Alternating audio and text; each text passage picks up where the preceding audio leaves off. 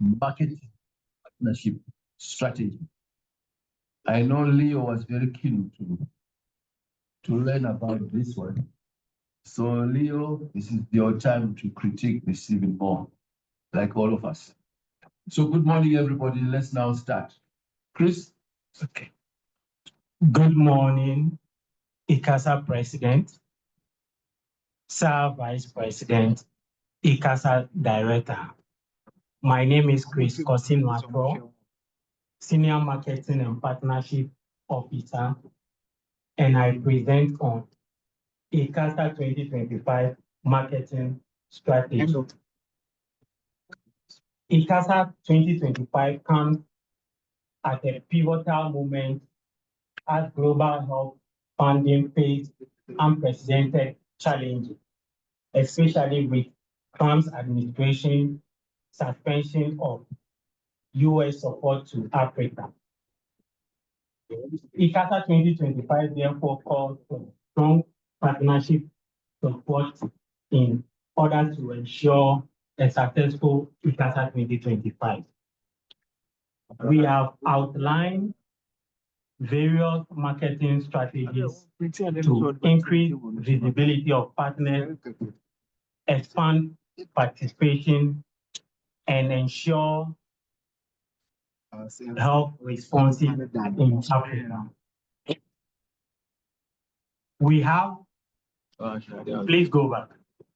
We have 6 levels of partnership, which includes co-organizer, that goes for 100,000 plus, senior partners $90,000, partners $45,000, co-partners 22,500, supporters 12,000, and co-supporters 6,000. Next slide. These various levels of partnership comes with various benefits. For co-organizers and senior partners, we have free delegate registration. We have fixed VIP ticket for the opening ceremony, best time to host press conference, and we also have the right to use ICASA logo. For co-organizers, they also have the opportunity to further discuss benefits that they want to be tailored according to their company or partner's brand. Next slide. We have various sponsorship and promotional items. These include delegate bags for $50,000, lanyard for $45,000, volunteers cap for $20,000, volunteers t-shirt for $25. These various sponsorship and promotional items, ICASA partners logo will be printed on these marketing items to increase visibility during and beyond the conference. Next slide. We also have advertisements in the ICASA program book. Also, we have community village, and it's free to the general public. The participation of community village is open to the general public without any fee. And we have $1,000 and $1,500 as fees for community village organization book. So CSOs can actually take advantage of this particular exhibition book. Next slide. 2,000, 1,000. You have 3 tabs. Okay. Next slide. Okay. ICASA 2025 offers exhibition opportunity to 8 partners to showcase their initiative, projects, services, and products to worldwide global audience at ICASA. We have a standard of 9 meters square going for $5,257 and 80 meters square for $10,050. Also, it comes with 2 free exhibitor badges. We also have what we call space only. And space only is where we give partners the opportunity to customize their own exhibition stand. Next slide. We will be offering, ICASA will offer live streaming for all its co-organizers as additional benefit during exhibition. Next slide. ICASA also offers satellite section, which is organized by partners. It's a section organized by partners during the conference, and it comes at a fee. We have commercial for profit-making organization and non-commercial for non-profit-making organization. We also have a standard duration of 45 minutes for satellite symposium. Next slide. Also for ICASA delegate registration, we classify them according to the World Bank classification of low and middle income country and high income country. So that's how we classify the fee. And also the fee is further classified to early, regular registration, and on-site or late registration fee.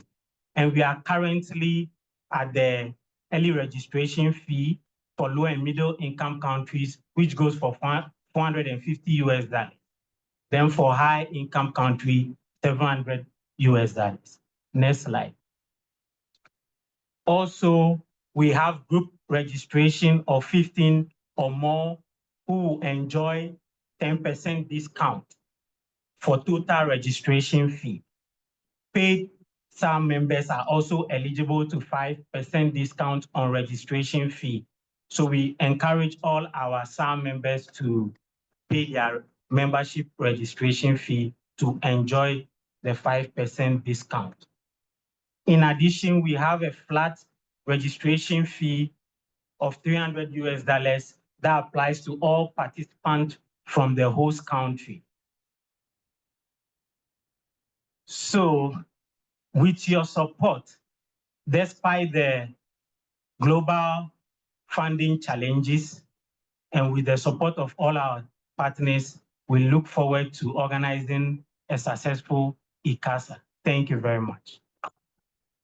Thank you so much. Chris, well presented, very clear, but obviously there always are comments and questions. Any comment? Any questions? Yes, Ms. Raphael? I know from previous experiences, people used to say the satellite sessions for 45 minutes is too short. Have we reconsidered that? And yeah, I always wanted to explain why it's so short, but yeah. All right. It's too short, look, the satellite session, 45 minutes. Any other question before they are answered? Yes, Leo? No, I asked you to come. Oh, are you the chair?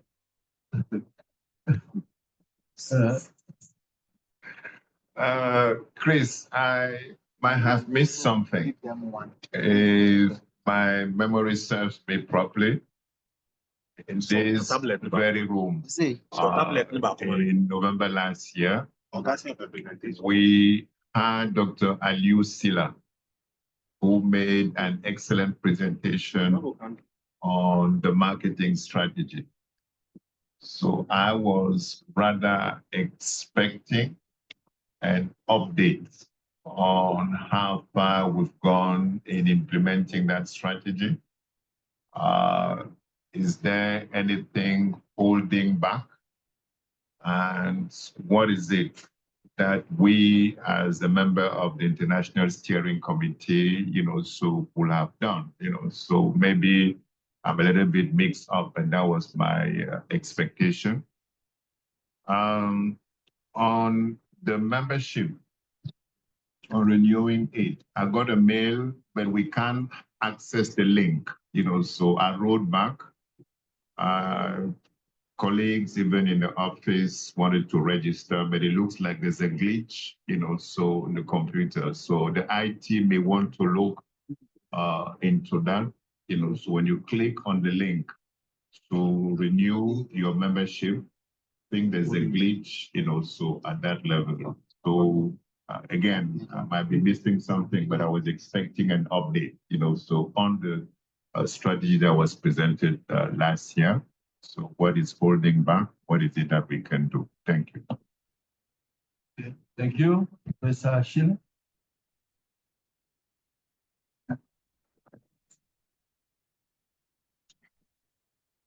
Thank you very much for the presentation. What we understand what has been presented, but my question is, with now the economic situation, when will we get the reality of the picture that has been presented? For example, we have the international donors, the partners. How many? I think there'll be a time when we want to know, did the partners such as UNFPA, WHO, our usual, have they been able to contribute anything? So when are we going to get that?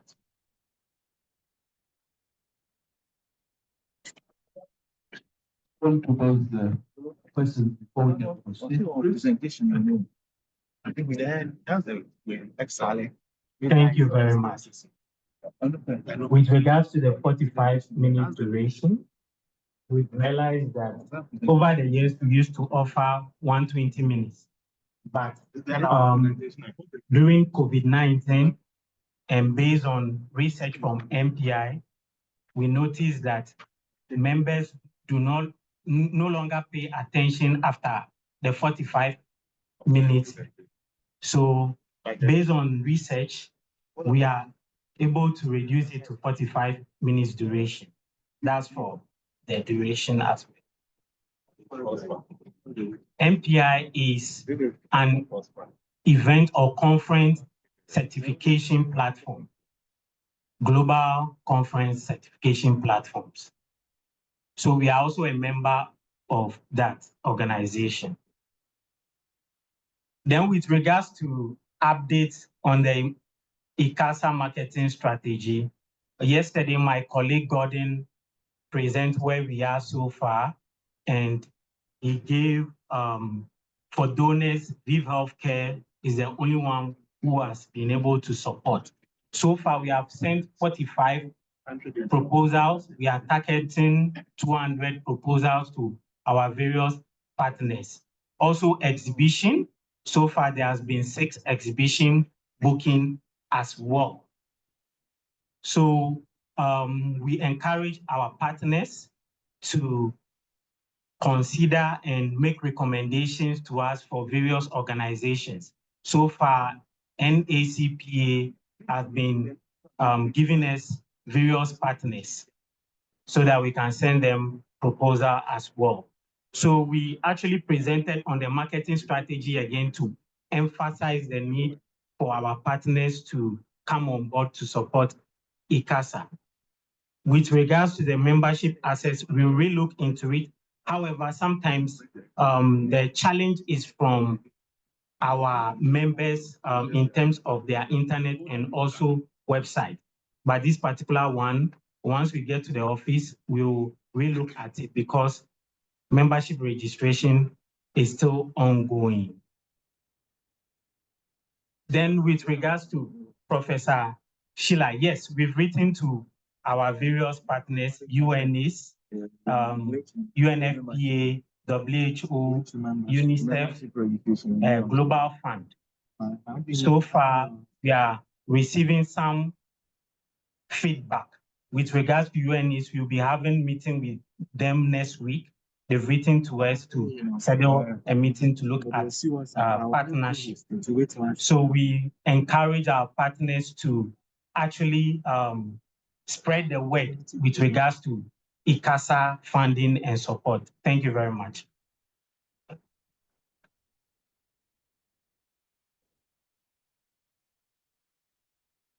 Thank you, Chris. You have seen Chris responded very well to your question, but I just want to clarify a few things. MPI is Meeting Professional Industry, is a platform for professional organizer of conferences. When you have a conference more than 1,000, 2,000, and you are not a member of the MPI, you cannot get the latest update in terms of organizing meeting. And based on that, we revamped ICASA program. And if you want to have satellite session, 45 minutes is enough to make a point, really. And we allow people to go to the point. It's not a talking show business.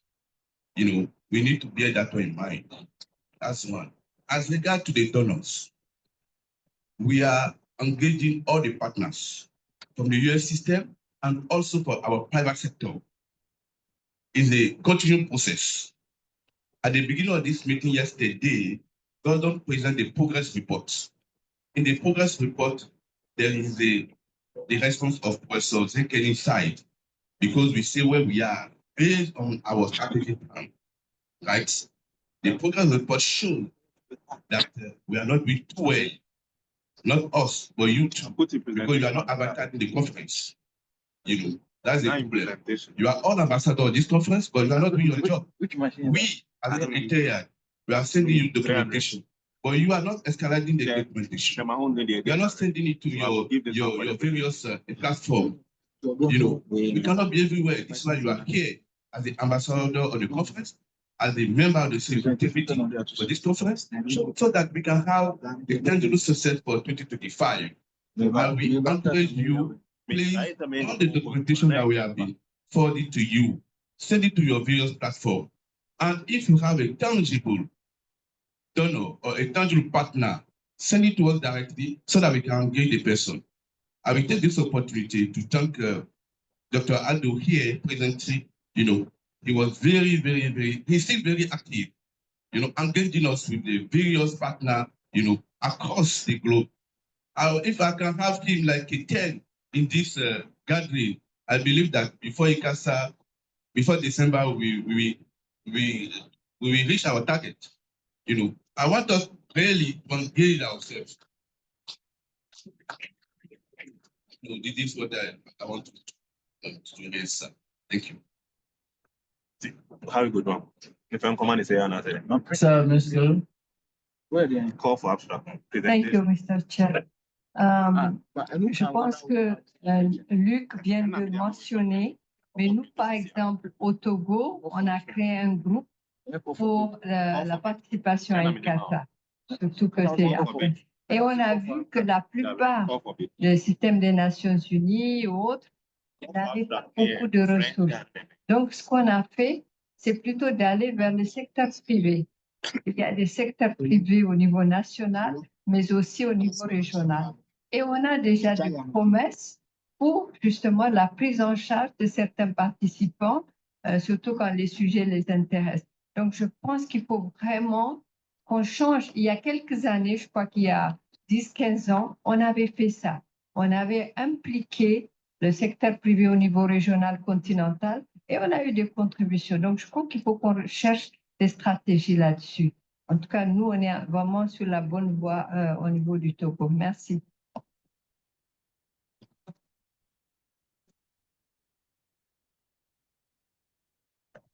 Thank you, Dr. Meskel. Thank you, Mr. Chair. Just wanted to focus again on the issue for member registration, because it's an issue. I contacted the support service and they sent me different links. None of them is working. Then I'm not sure that it's coming from the user. I'm quite sure it's a security problem that is faced by the system at the beginning. Then look on that and see how we can manage that. Thank you.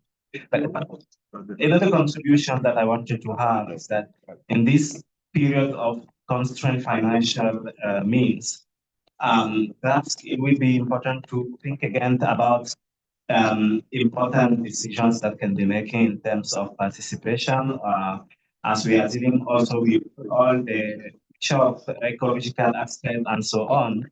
We can also look about the fact that perhaps the virtual and hybrid participation may be something really important in addition to other initiatives at the public and public-private collaboration. I don't think it's something that we are also working on with our own programs, seeing how we are going to deal with all these financial constraints. Thank you. All right, thank you. Right in the corner there. All right, thank you very much, Mr. Chair, Mr. President. Sincerely speaking, what I wanted to say was hammered by Luke. And I think looking at a lot of initiatives going on in each country, particularly in Nigeria, Mali, Ghana, that I work, participation is still, to me, very low, even with regard to previous ICASAs. Many organizations like UNA, like UNFPA, are doing a lot of interventions in country, and I think majority of these donor-funded interventions should also sponsor their young people or the beneficiaries of their projects to ICASA, so that these people will be able to. This is a platform for us to learn from best practices. It is not a jamboree. We need to learn and go back home and implement what some people are doing in their countries, in our country, to better the laws. It's not jamboree. So we need more participations, we need more sponsorship. There are many people doing a lot of interventions. Probably they are not even having any donor funding. And yes, they have nowhere to share their best practices. They have nowhere to listen to best practices that can enhance their performance even when they go back to their countries. So please, I don't know what we can do.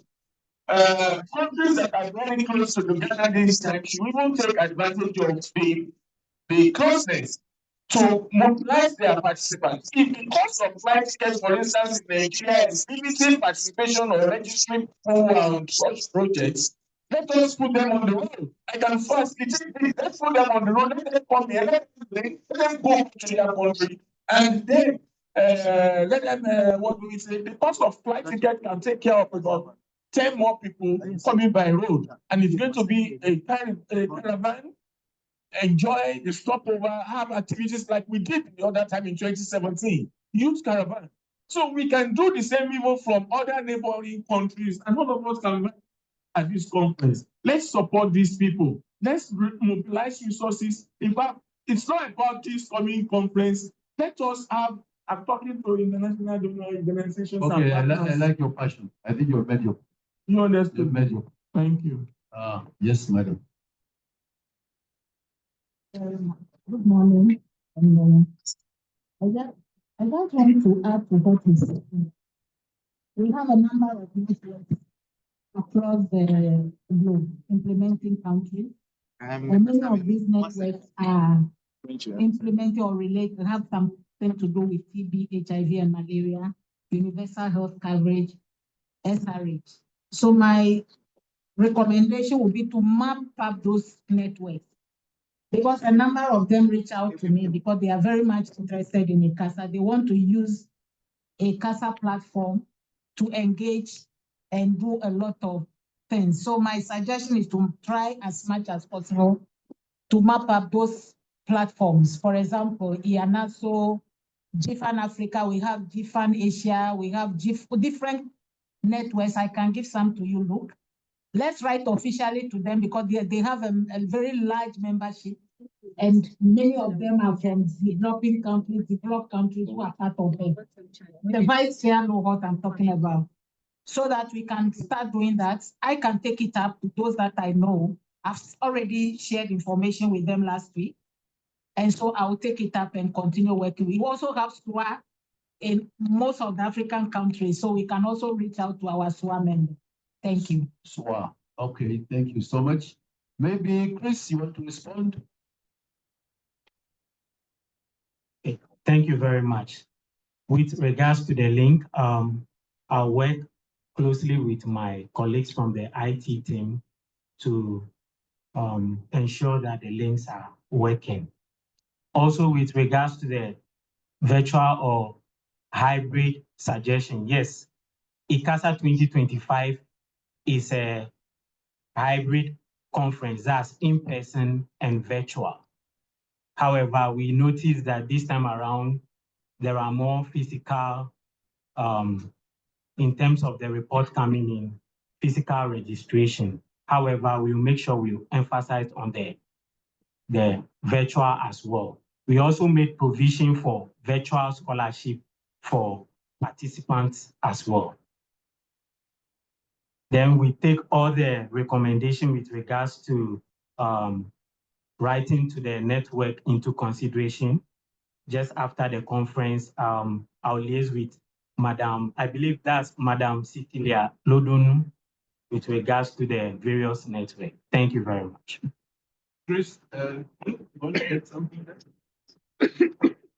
Thank you, Mr. Chair. I just want to add that since 2021, ICASA has been an hybrid meeting.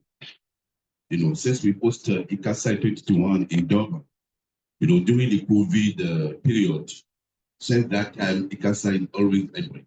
It's not a physical meeting, it's a hybrid meeting. And ICASA 2023 was hybrid, and ICASA 2025 will also be hybrid. But I would like to thank Dr. Mestre for her initiative. I want us to think about it. Let us engage more the private sector than the UN system. We should move away from the common business that we used to do. We know that it's always the US system where we go to when we are coming to conferences. But we have our private system.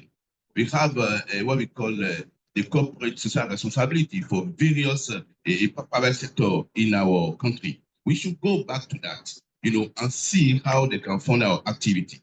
This is what really I want to emphasize on, because Dr. Monique, they talk about it. The last point is that, please, you all have your various networks. You have it. Use it to patronize this conference. Thank you. Yeah, exactly what Madam Cecilia said. It made really relevant sense. And we are looking forward to have the various link so that we engage them accordingly. Thank you. Yeah, the role of the whole host country is really to support the visibility of the conference, to make sure that they bring people from their various regions. If I'm very sure that in Ghana here we have 16 regions. It means that the 16 regions should be represented at ICASA, and is the government and the people from Ghana that's supposed to make this thing happen.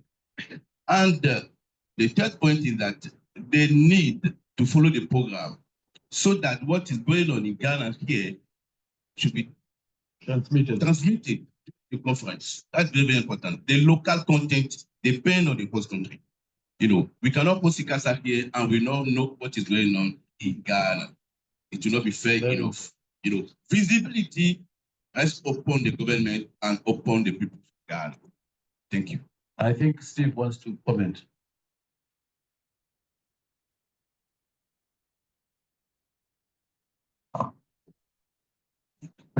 Okay, so thank you very much, Director and President.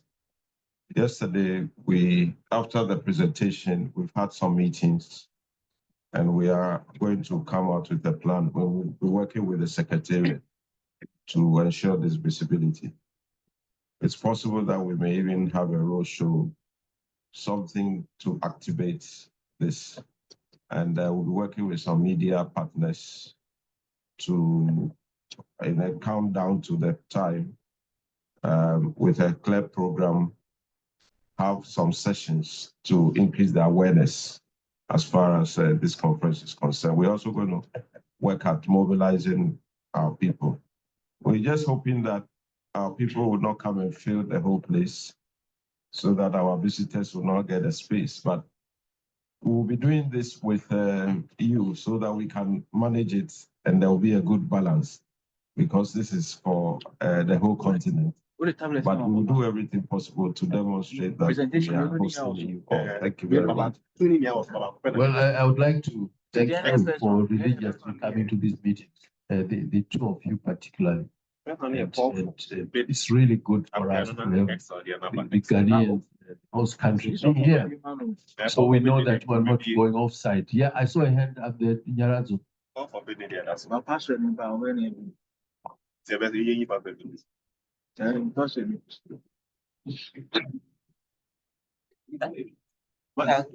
Thank you. Good morning, everyone. So, I think I saw a flat fee for the hosting country of $300 US. So I wanted to find out if that is feasible for students from the medical school, for example. Are they paying the same registration fee like consultants like Kwesi and Margaret here? Because I think in Zimbabwe, we ended up having a very reduced fee, a registration fee for students and other lower cadres. So kindly explain that, or yeah, can you kindly talk about that? Please, before Steven comes in. Thank you very much. As you can see, the ICASA fees are already on the high. That's why we made sure that for the host country, we discount it at $300 US. However, I know that the host country is putting strategies in place to provide scholarship for the youth and students as well. Thank you very much.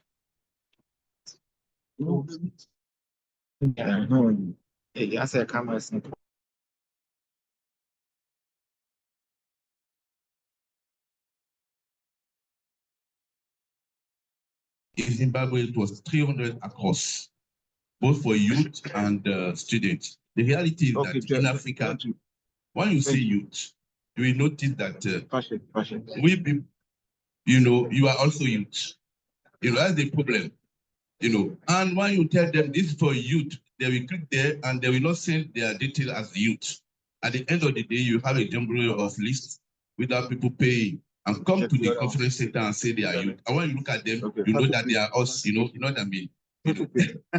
And based on that, for so long, we have noticed that this youth doesn't work. This is why we give majority support to youth in terms of scholarship. That's one. And also, if you have better cards, we give also scholarship. It was that. This is why we always, for the host country, we always advertise on that so that the government can provide at least 500 scholarship for them. Saying that as regards to the fees for ICASA, let me inform you, since 1915, we did not change ICASA fees. Yeah, 2015, we did not increase the ICASA fees because we know the situation in our own setting. We did not. You can go back to the past ICASAs, you will notice that this fee has been there since 2015. And we are not ready to increase it. This is why we strive to maximize what we call fund mobilization. We need to mobilize funds to fund our people. Because when I show the budget, you will even notice that this fee cannot cover the conference. It's not possible. If you don't mobilize funds, there's no way we can post it. That's one. And two, if you don't have the government support, there's no way we can post it. Let me be. Don't think that this is too much. No, it's just a token money to show commitment for various stakeholders, for this platform to continue to be helped and to be taking for all in Africa. Thank you. Thanks for this topic. Yes, Dr. Good morning. So you said we are regarded as the ambassadors of the center. Isn't that correct? As I black. If I could, so from a marketing and a partnership point of view, I think I speak for myself and the other delegates who come from key population communities, is that word out there about Ghana with a bill that's hanging doesn't sell the conference very well to the partners and funders of key populations, which they raise particular questions. So my question to you is, what is there in place, or how are you planning to put measures and systems in place to guarantee that safety and security for communities who are criminalized in their own countries to then come into this space with whatever information that is out there, some of it not fact checked, I want to point out clearly. So that when we as the ambassadors are going back, we are saying, you know what, this is what the ICASA committee is planning. These are the systems in place, so that we can then really push for participation and attendance from our communities and alleviate some of those concerns that they have. Thank you. Thank you, Dr. I think it's an important consideration, an important question. I know that when we met the former president about those matters, he was very forthcoming in terms of providing for a conducive environment within Ghana. But that question can only be answered by Ghana. I think I can assure you that Ghana is very ready and will provide a very convenient and safe environment for every delegate who is coming. We've had extensive discussion on this. I'm sure your concerns have to do with some of the things you heard about the certain bills and all that. And from the perspective of the program, we have worked already to assure the communities. And because of that, service is continuing. There's no interruption of service. We are engaging them. And this bill has not seen the light of day. And we don't expect that it to come and interrupt what we are doing. For the sake of this conference, even as part of all the efforts to make sure that this is a very friendly and warm environment for everyone, we don't intend to project things associated with it. So rest assured, and I think I'm speaking on authority on behalf of the country to assure everyone who intends to come here, irrespective of who you are, gender and all that, you will be welcome. And we are working with the state and the security services to ensure that nobody will be harassed and everything will happen in a very smooth and safe manner. So please rest assured. Thank you very much. Thanks, Dr. Addo. That's very reassuring. Luke, you wanted to say something? Thank you, Mr. Chair. Thank you, Dr. Addo. You know very well as the security that we don't host ICASA in the hostile environment. It's not possible. You know, we host ICASA always when the environment is conducive. And it's not the first time that sometimes we notice when we are unfolding ICASA program, we notice that things are wrong. And at the last minute, 3 months to 6 months to the event, we can remove the conference from the country if things are not working according to our criteria to host ICASA. You know, I believe that at this stage, we don't need to be bothered about Ghana because we have our own secretariat here since 2009, and we not see any witchcraft or any wish from outside. We not see anybody go after people. We not see it exactly. We not see it, and we believe that with the new government under the leadership of the President John Dramani Mahama, we will be safe, and we have one of the best meeting here in Ghana because our headquarters is here and the government is with us on it. Rest assured that the atmosphere will be conducive to host ICASA. You know that before we can host ICASA, we have some criteria. You know, we come back to that when we're doing the presentation. Thank you. Rafael? Thank you so much, colleagues. I think when we discuss sensitive issues like the criminalization of certain populations in some of our countries, we need to be fair and also allow for the affected populations to speak for themselves.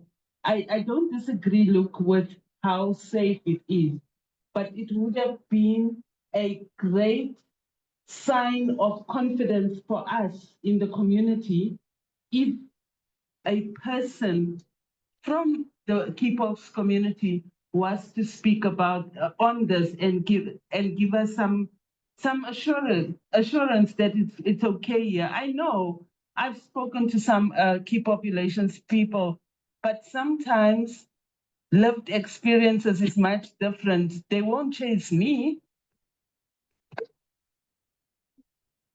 I want to call one of my colleagues. Feature, is Feature in the room? Feature, do you have Feature in the room? Please, can you respond to this?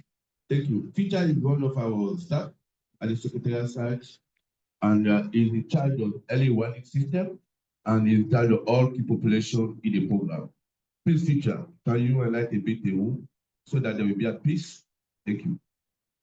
Yeah, I think I work with the LGBTQ+ community and other key population, and we all know that there is an introduction of a bill in the Ghanaian parliament that the previous president didn't sign, and then but it's still uncertain.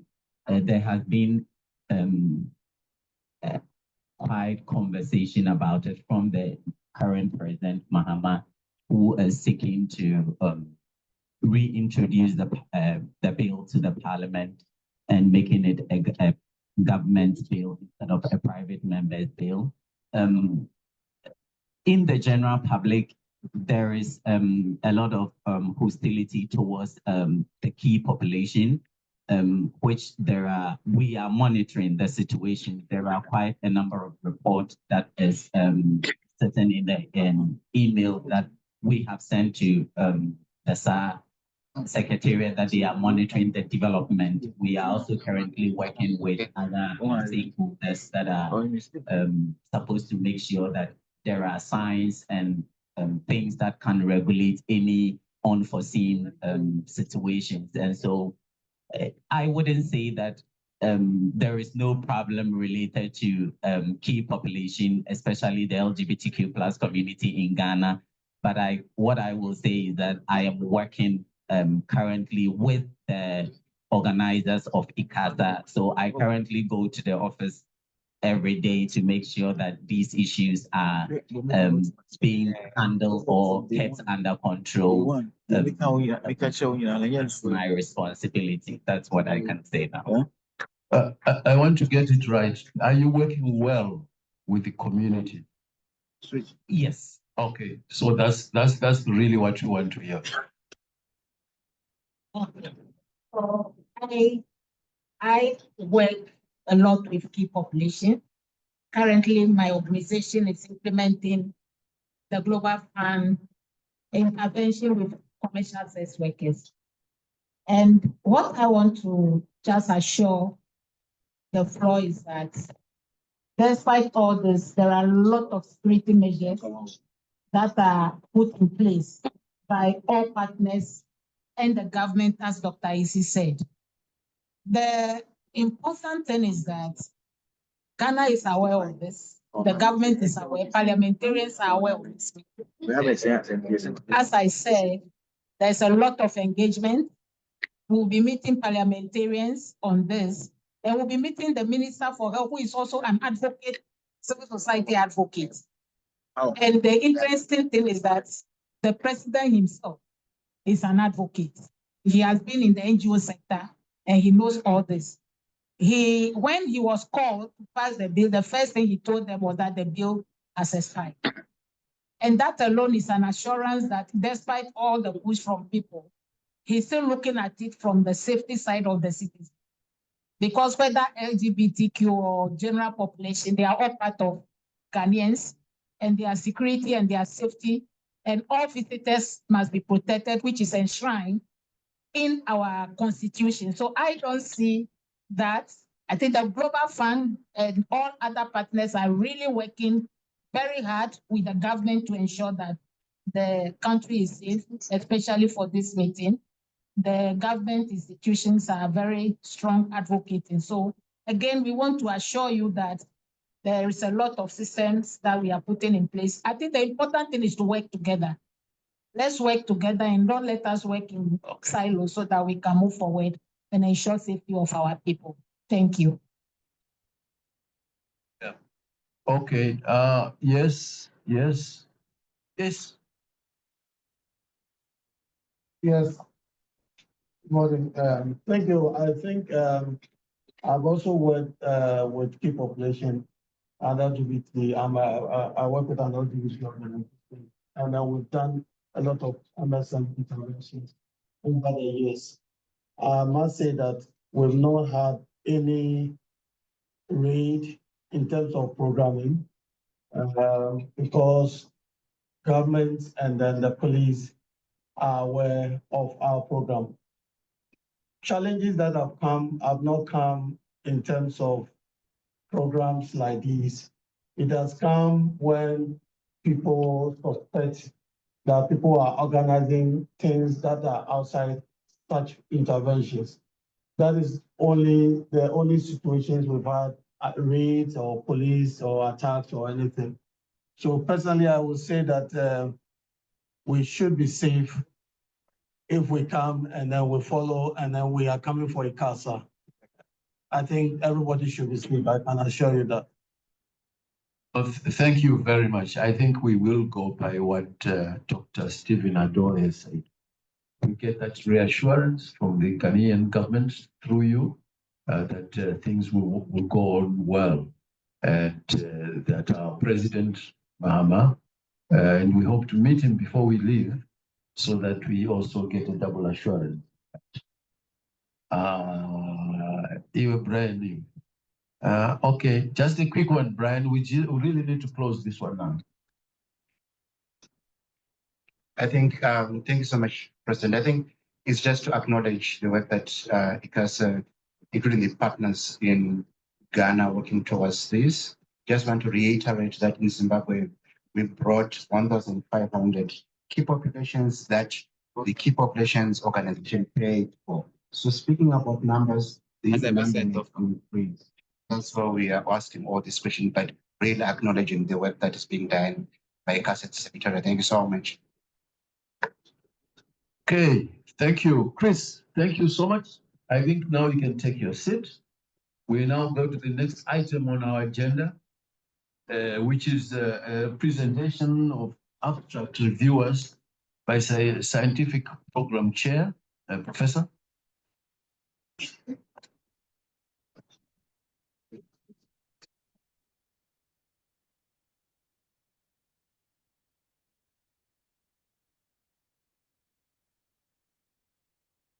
Merci, le Président, pour la parole.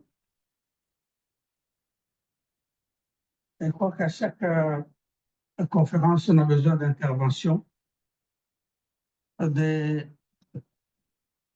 lecteurs pour nous assurer de la qualité de toutes les présentations qu'on va présenter à la conférence. Ainsi donc, en ce qui concerne cette édition 2025, on a procédé à l'appel aux lecteurs. Les lecteurs qui vont revoir, qui vont relire, qui vont coter les textes qui seront soumis à lecture. Alors, les exigences, comme on peut le signaler, en ce qui concerne d'abord le résumé, nous avons deux options. Il y a une option pour les aspects scientifiques, vraiment recherche scientifique, et l'autre possibilité concerne les évidences sur les observations apprises sur le terrain. Alors, ceci a déjà été présenté lors des webinaires, mais je crois qu'il faut, comme on dit, la répétition est la mère de la science. Donc, nous allons juste le rappeler très rapidement, n'est-ce pas, qu'en ce qui concerne la première option, il faut évidemment respecter tout ce qu'on apprend dans les universités, n'est-ce pas, en termes de publication, scientifiques. Donc, le texte doit bien exprimer le contexte, il doit bien décrire la méthodologie, les résultats doivent être bien présentés. Et la conclusion là-dessus, nous insistons sur le fait que les conclusions doivent nous amener à une implication sur l'avenir. Qu'est-ce que le travail scientifique qui aura été présenté pourra avoir comme implication pour améliorer le travail? Là, alors, en ce qui concerne la deuxième option, là, évidemment, nous comptons sur les évidences. On aura fait une observation sur le terrain et nous aimerions que tout ça soit bien clair en ce qui concerne d'abord les enjeux, c'est-à-dire par rapport à la question qui a été abordée, la description de l'observation. Hein, il faut évidemment qu'on ait la possibilité, éventuellement, si on est sur le terrain, de pouvoir les vérifier, les leçons apprises, donc à la suite de cette observation, et surtout nous amener encore une fois sur le futur. Quelles sont les prochaines étapes, n'est-ce pas, autour de cette observation. Là. Alors, donc, comme je disais, tout ceci avait déjà été présenté lors du webinaire, c'est toujours une répétition. Mais maintenant, en ce qui concerne les lecteurs proprement dit, ils sont appelés de faire un travail du point de vue anonyme et ils vont couvrir pratiquement le monde entier. Donc, les lecteurs sont, comment dirais-je, consultés selon leur candidature. Hein, on n'a pas de restrictions par rapport au pays. Le travail est confidentiel. Donc, celui qui doit faire la lecture travaille selon sa conscience et les résultats doivent être transmis directement, n'est-ce pas, à qui de droit. Donc, chaque résumé doit avoir une attribution, doit être soumis à 3 lecteurs, lesquels vont donner des notes. Donc, il y aura 3 notes, chaque fois pour un texte. Et les résumés sont faits selon les critères prédéterminés, dont la cotation va de 1 à 6, donc pour chaque item. Et c'est la moyenne donc qui sera finalement le résultat final à transmettre à qui de droit. Slide. Alors, en ce qui concerne l'option 1, ceci s'adresse évidemment au lecteur. Le contexte comprend l'énoncé du problème et une question objective de recherche. La méthodologie, nous insistons vraiment là-dessus. La méthodologie doit être rigoureuse. Ça veut dire qu'elle doit donner les détails sur la conception de l'étude, le cadre de l'étude, la population étudiée, les collectes des données et les variables étudiées, ainsi que les outils d'analyse. C'est très important, nous insistons là-dessus. Le poids que pèse la méthodologie dans tout le travail. Les résultats présentés doivent être clairement donnés et surtout en relation avec l'objectif du travail ou l'objectif donc de l'étude qui aura été menée. Et la conclusion doit évidemment être consécutive de ce qui a été trouvé. Donc, il faut la conclusion, une concordance entre tout le travail et la conclusion. Et un point important, c'est de savoir si ce travail est original ou pas. Donc, dans la mesure où le travail est original, ça fait une bonne cotation. En ce qui concerne l'option 2, donc pour ceux qui auront fait une observation sur le terrain, encore une fois, il faut bien énoncer le problème, la question de recherche, et bien expliciter la mise en œuvre du projet qui aura été l'objet de l'observation et savoir si c'est adapté aux objectifs qui auront été énoncés. Les leçons apprises ou les bonnes pratiques doivent refléter l'importance de ce qui a été fait au cours de travail et la conclusion, encore une fois, doit être bien étayée et surtout en ce qui concerne l'application, c'est la possibilité de pouvoir réaliser cela sur le terrain, donc de reproduire éventuellement pour quelqu'un qui voudrait vérifier. L'originalité reste un critère important, n'est-ce pas, pour le travail, ainsi que contribuer à la mise en œuvre ou au travail dans le futur. Bien. Alors, voici la grille de cotation, du travail. La cotation, comme on l'a dit, ça va de 1 à 6. On suppose que 6, c'est vraiment un travail impeccable, n'est-ce pas, qui mérite que dont tout le monde doit prendre conscience. Alors, vous avez les deux premiers. C'est un travail faible. Si vous n'avez que la cotation, ça veut dire en principe, on dira merci à l'auteur. Et peut-être avec 2, on peut encore discuter pour savoir si on peut présenter ce travail ou pas. Alors, vous avez la cotation 3 qui correspond à ce qui peut être publié. Et donc, à ce moment-là, on pourrait proposer cela à une présentation si vous arrivez à 4. Et c'est en fait au cours de 5 et 6 qu'on a la possibilité de considérer que ce travail peut être présenté à la limite dans les séances à venir. Alors, toutes ces cotations à partir d'un travail vont être mises ensemble et pour donner une moyenne.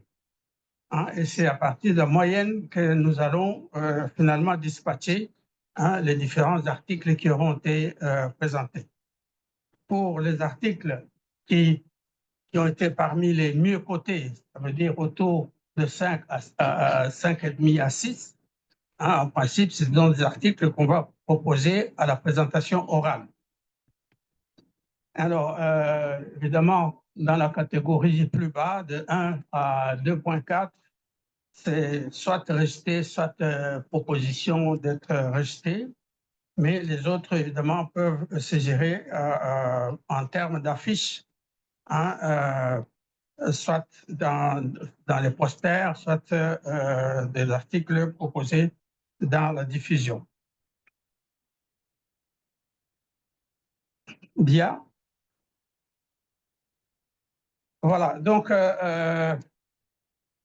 les lecteurs sont appelés à proposer leur candidature et cet appel a déjà été lancé depuis le 28 février et la période court jusqu'au disons, au 30 mai 2025. Et donc, au retour, s'il vous plaît, vous connaissez certainement des scientifiques de très bon niveau auxquels il faut comment poser le problème et voir s'ils veulent participer à la lecture des textes qui auront été soumis. Alors, encore une fois, je crois que ça revient souvent. Qu'est-ce qu'on peut espérer en retour?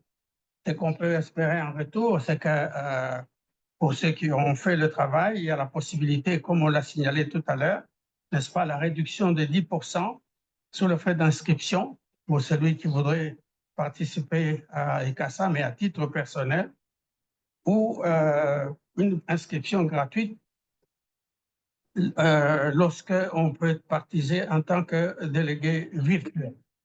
Donc, une inscription gratuite pour ceux qui veulent travailler en ligne, n'est-ce pas, lors de la conférence, ou alors pour ceux qui veulent venir en présentiel, n'est-ce pas, une réduction de 10% sur le frais d'inscription. Et à l'issue de ce travail, chaque lecteur recevra un certificat, n'est-ce pas, de la conférence. Voilà. Et enfin, vous avez le lien pour poser votre candidature ou il faut transmettre à ceux qui sont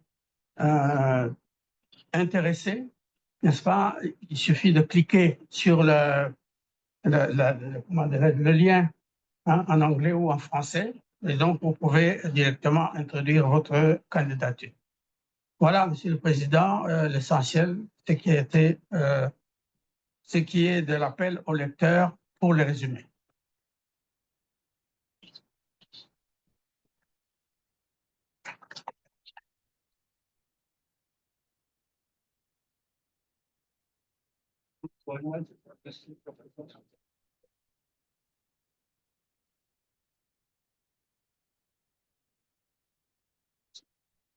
Thank you, Professor. Any questions? Any comments? Yes, Professor Shakwan. Thank you. Merci beaucoup pour cette excellente présentation, c'est très clair.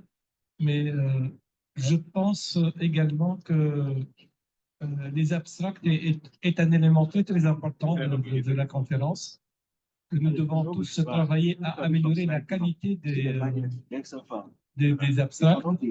Et ce que je propose en synergie avec d'autres initiatives qui ont été lancées par la Société africaine anti-sida, qui sont réellement, on a lancé l'initiative Comment rédiger un abstract, un programme également de reviewers qui vont aider les jeunes chercheurs et médecins à améliorer la qualité de leur abstract, et également le lancement prévu du journal de la société sera dans le lancement est prévu pour la prochaine ICASA en décembre 2025. Je propose également de faire ou de programmer des webinaires pour les lecteurs sélectionnés, pour leur donner des directives claires, précises, afin également de rehausser un petit peu la barre peut-être de l'évaluation et d'aboutir à de meilleurs abstracts, et également de sélectionner peut-être les abstracts les plus aptes ou, pour être publiés dans le futur journal. Je pense que former les lecteurs est un point également très important. Ça va nous aider à sélectionner les meilleurs et à améliorer et à élever donc le niveau de qualité des abstracts présentés. Et avec ça, donc, on va élever le niveau de la recherche sur notre continent. Merci. Very good point. Yeah. Any other comments? Thank you, Mr. Thank you, Mr. Vice President. Je pense que c'est très important qu'on puisse faire un webinaire ou deux webinaires pour les lecteurs d'abstracts. Et il ne faut pas oublier que normalement, le deadline pour les abstracts, c'est le 30 mai. Donc, ce qui veut dire que si on doit faire quelque chose, ça va être le mois d'avril. Donc, Monsieur le Vice-président, voyez votre emploi du temps, votre programme, et proposez-nous deux dates. Une date début avril et une date fin avril.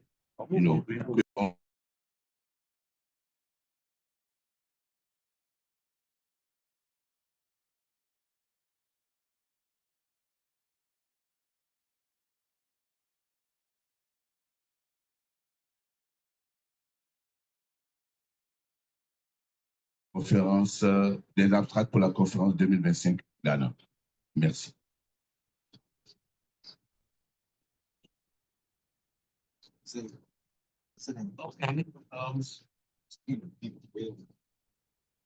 Thanks, Luke. Any other comments? Professor, do you want to say anything?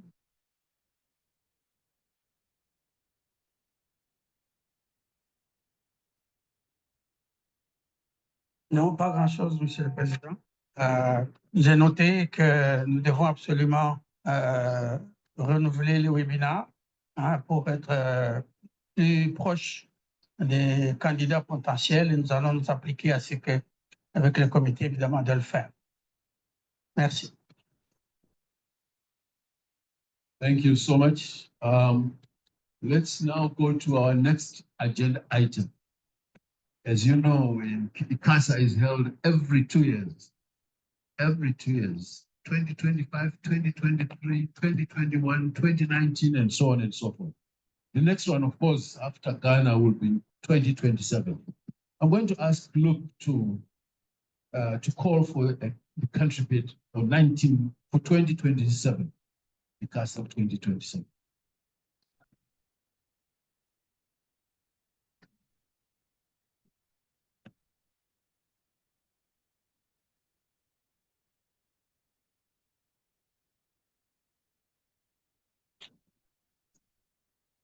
Thank you, Mr. Chair.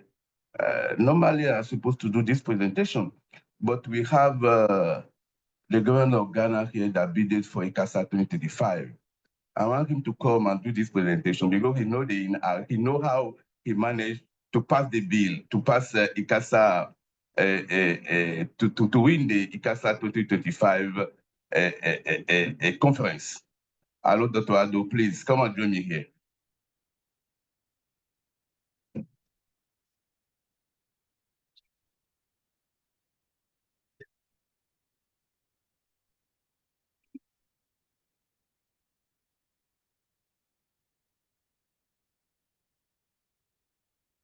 Yeah, now I will support you. All right, thank you very much. This is a very transparent, let me say, first of all, a very, very transparent process, which gives the opportunity to all countries to attempt to submit a bid. So as you can see,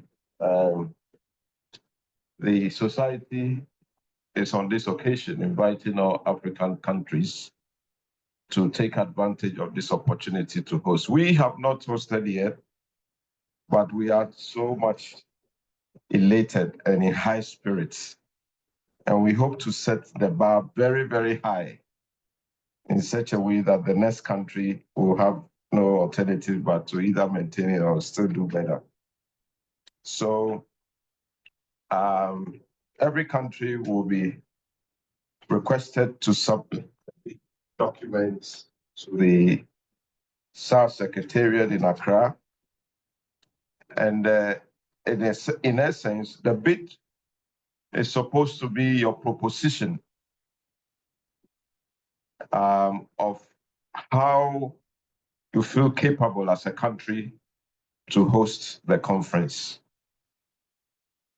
You have to be able to convince the Secretariat that you have what it takes, especially the political leadership and all the resources available to be able to ensure a successful bid. So the closing date for submission of application is 31st of July, 2025, 31st of July, 2025. So even before ICASA in Ghana in December, you should have submitted your bill, your bid. The 24th edition of ICASA will be organized, and that will be the 36th year of SAR. I'm happy to indicate that SAR is 35 years on this occasion as we host, and we hope that the events around that will also culminate into the new one. So on this occasion, after you have submitted your bid, based on the eligibility and all that, there's a criteria that you need to follow. You will be shortlisted. But let me summarize the criteria. There must be a very strong support, financial commitment, political will to host. And remember that we need a venue that will not seat less than 5,000. We are hoping that after this experience in Ghana, maybe we should even be looking at 10,000 and more. So if you're able to demonstrate that you have the capacity to host up to 10,000 from 5,000 and 7 breakaway rooms with a capacity for 150 to 1,500 seats. The country that is successful must provide financial support for the local secretariat and then also provide scholarship for at least 500 local participants. There ought to be accommodation available to not less than 10,000 participants for the conference. There should be a good transportation network linked to the venue, proposed venue of the conference. There must be a good telecommunication network also in that host country. And there must be demonstrable team of scientists, leaders in health, civil society, organized persons living with HIV, private sector youth, and various important stakeholders in the country. You will notice that without these groups and these individuals and organizations, your bid will not be successful. You need to demonstrate that you are working with all these groups and they are all going to be stakeholders, because this is a country-led process. It's not an individual-led process. So additional criteria include easy access by air and by road where needed. I was very happy when I heard my colleague in Nigeria saying that they're going to mobilize people to come by road, people in Lome and all that. I think it would even be better than the air, but it should be easy for access by air and road. Recognizable presence of government organization responsible. In Ghana, we have the Ghana Health Commission working with the Ghana Health Service Ministry of Health, a good security network, and the country must guarantee easy visa facility and assistance for participants. And as we have been discussing this morning, the country must be open and willing to welcome every recipient of care. Everybody, minority groups, everybody is included. Nobody should be left behind in the process, because we are talking about HIV, which respects no one. There must be political stability and no discriminatory policies. And I want to take this opportunity to affirm that there is nothing like that in Ghana. And that country that will be successful in 2027 must follow the same example. So the detailed bid document and the intent and all that evidence for each actually will be submitted, will be presented. In fact, when the bid is announced on the website, the other documents that are needed will be posted so that you have access, and then you will be able to take advantage. The next slide will give us a link to that. And if you look at page 100 of the working document for this meeting, the details are also there. I wish to state that every country has equal opportunity to host. There is no partiality. And don't see yourself as incapable because maybe you see other names. I've noticed that the society is very open to ensuring that every region of our continent gets the opportunity and it contributes to enlightenment of participants, because wherever we go to, we benefit from the hospitality and the cultural environment of that country.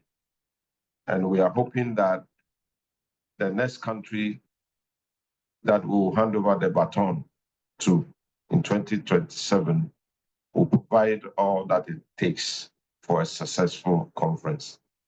I want to thank you all for your attention, and I wish the countries that are bidding well. Thank you very much. Thank you very much, Dr. Ado. Well articulated, and I think Ghana satisfies all those requirements. So,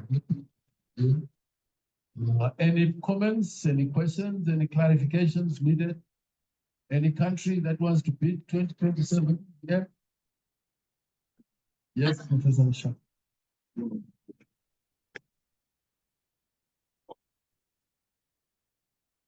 Thank you.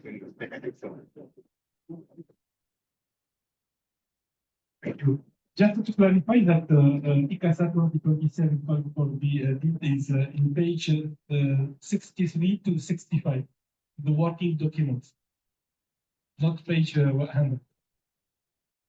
Yes, I saw an end up there. Yes. Take it back. Yes. Yes. Can you give me?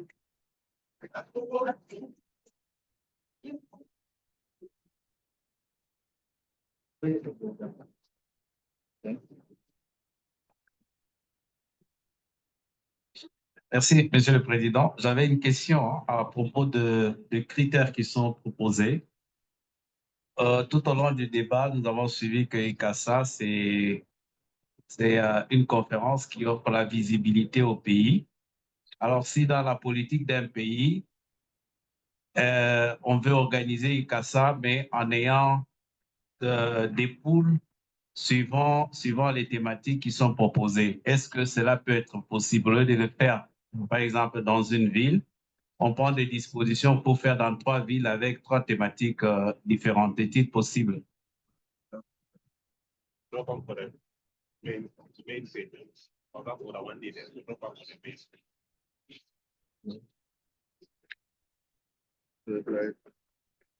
Okay, thank you for that question. Any other comment? Yes, to Tolu.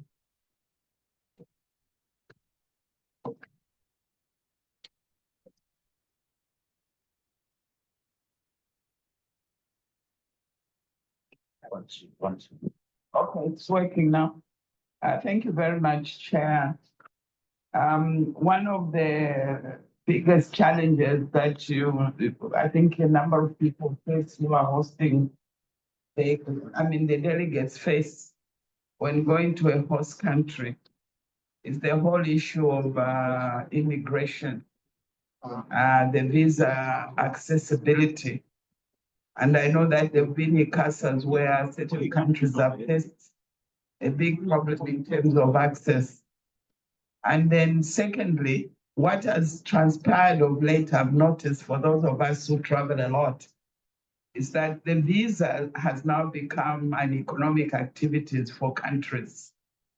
I just want to give an example of my own country coming to Ghana, is that they have limited their visas to 3 months, meaning every time one is coming from for this international steering committee meeting, you have to pay over $100 every 3 months.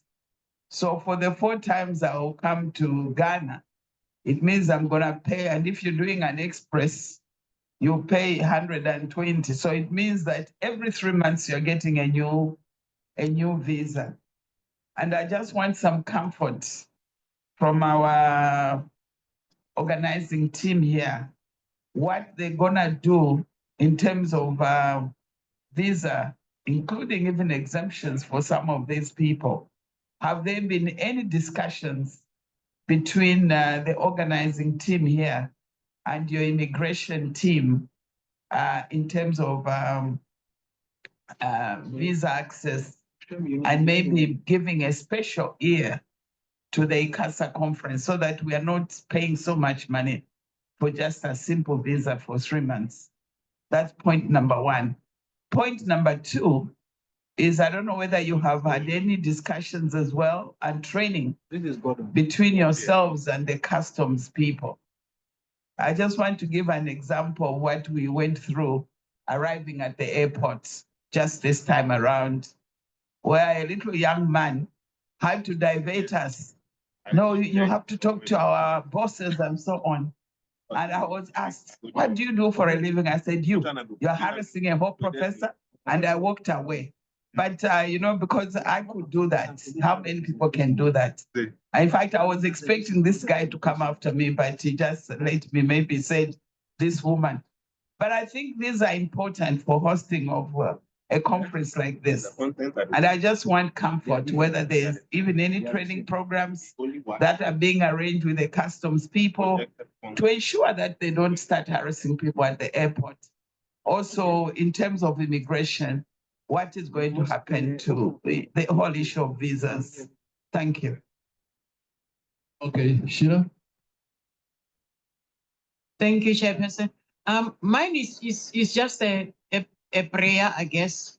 I really would like to see, I thought the Vice President was going to talk about that. I would like to see ICASA being hosted in North Africa. So is there any miracle we can do in any of those countries? Yeah, like Egypt and Asia. Yeah, and yeah, for hosting. Thank you.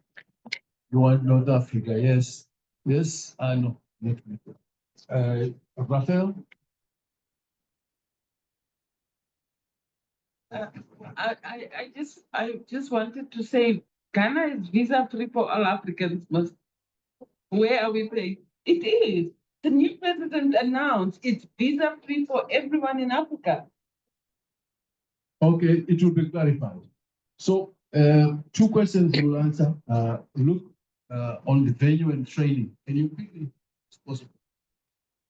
Thank you, Mr. Chair. I just want to inform our esteemed member of the security meeting that, we since the first committee meeting till now, we are having what we call a period of from the new government, from the transition period. Yeah, we are in the transition period, right? And talking about visa, talking about training, we talk about all this here. When we have the local secretary in place, we are yet to have the local secretary in place. We just form now the local committee, and you have seen them working. In fact, let me congratulate both and all of them that are here. Because they put the local committee in few days, send this administration to go back to change, positively, Then what I want to say is that training all this will come. We do generally do training, 6 months during events with the local secretary. We do training for officers at the airport, and we do training also for some hotels so that they know how to meet the guests that are coming. Okay, saying that for organizing ICASA in in 3 cities, ICASA is not possible because if you see the way ICASA is structured, you cannot organize ICASA in 3 cities. It cannot work because people cannot, even if it, for example, how can you organize ICASA in 3 cities if you are in Kinshasa? It's not possible because of traffic. You cannot even move from one place to another place. But saying that the structure of ICASA cannot allow you because we need to be in one place and move fast from one session to another session. You have just 15 minutes to move from one session to another session. Which means that the ICASA will always manage this to be the same setting. You know what I mean? First of all, for visibility and for network, and logistic also. Yeah. Now they talk about training. Yeah, Mr. Vice President, it's time that we should post ICASA in the northern part of Africa. And also, Sheila had said, we posted ICASA in the northern part, the first ICASA, one of the first ICASA in Marrakesh, long ago. I think I was not done that time, but I really. Thank you.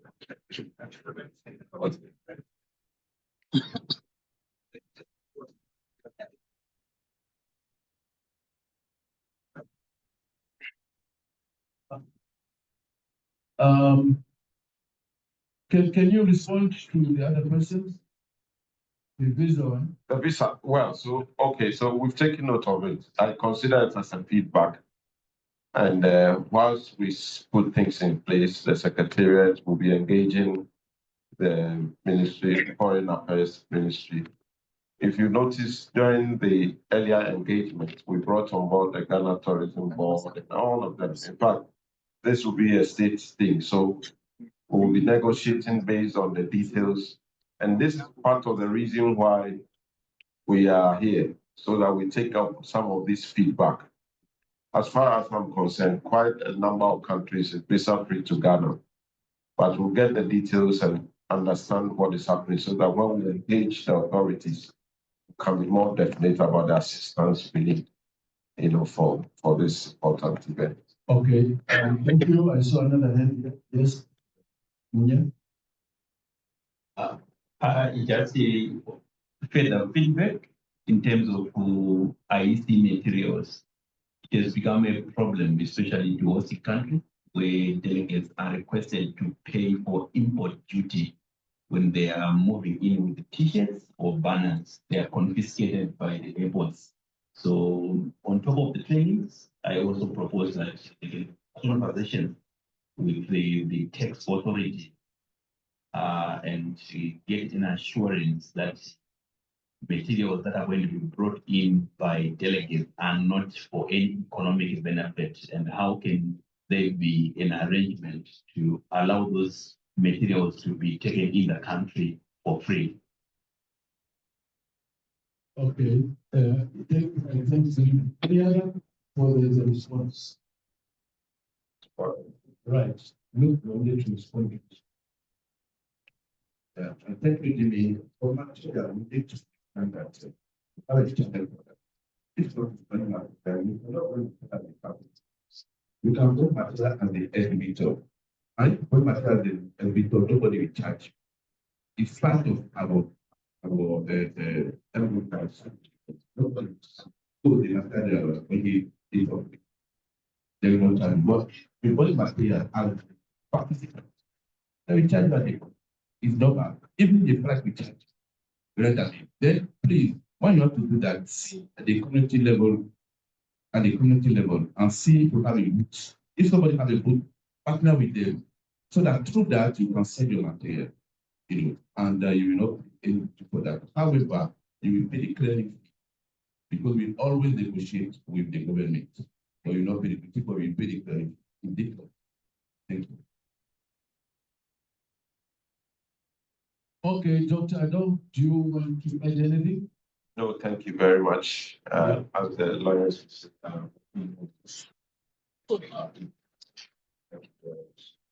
Right, and I think, thank you so much. I think that we've exhausted this particular. The next item on our agenda, and we'll move faster now, is the draft budget 2025, the ICASA draft budget 2025, to be presented by Mr. Luke Bodley.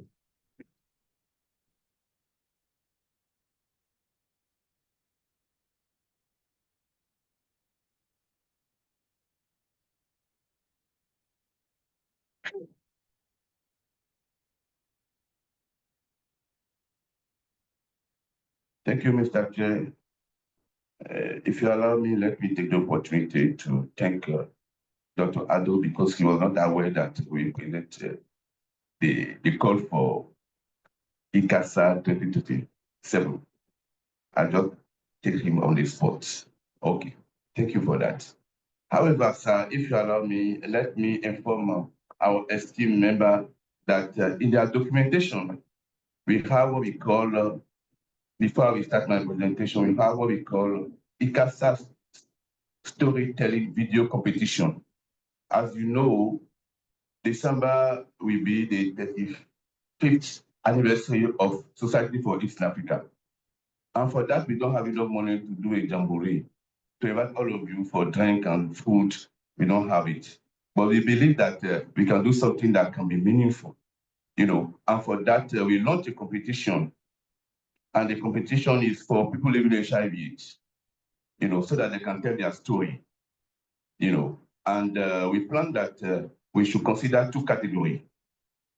The first category will be for the age bracket from 18 to 35 years old.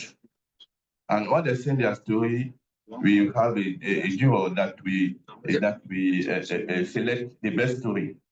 And the first best story we have will be awarded with $3,000. Seconded by the second best story, which will be awarded by $2,000 for the first category. And the second category will be from 36 years old and above. If the best story has been selected, then there will be also awarded $3,000, and the second best will be awarded also $2,000. This is what we are planning for our anniversary. It has been launched yesterday. You have it in your documentation. Please circulate it in your various network so that people will be aware and apply for that, especially people living with HIV. Thank you, sir. I took that time just to explain this. Saying that I'm privileged today to present to you ICASA budget. Over the years, we try to put ICASA budget such a way that is tailored to our own situation in Africa.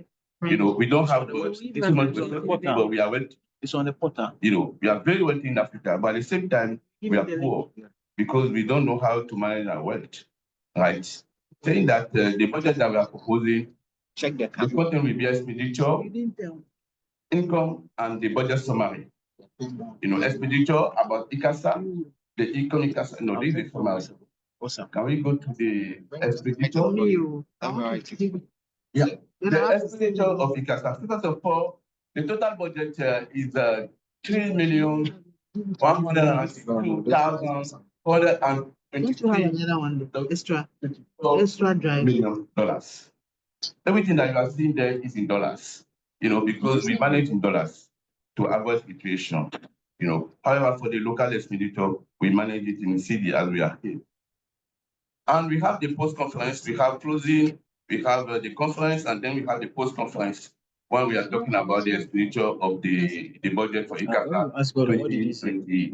Did you ask? And you will notice that we have what we call the establishment of the secretariat and as a consultation fee, you know, for every consultant and the secretary that we use, you know, is part of that administrative cost. But we don't pay administrative cost for ICASA because we believe that SAR is taking the administrative cost. You will see administrative cost, there's zero, you know. But we have conference management, you know, conference management and information system. That is the software that we use. You know, ICASA is bilingual. ICASA is hybrid, is an hybrid meeting.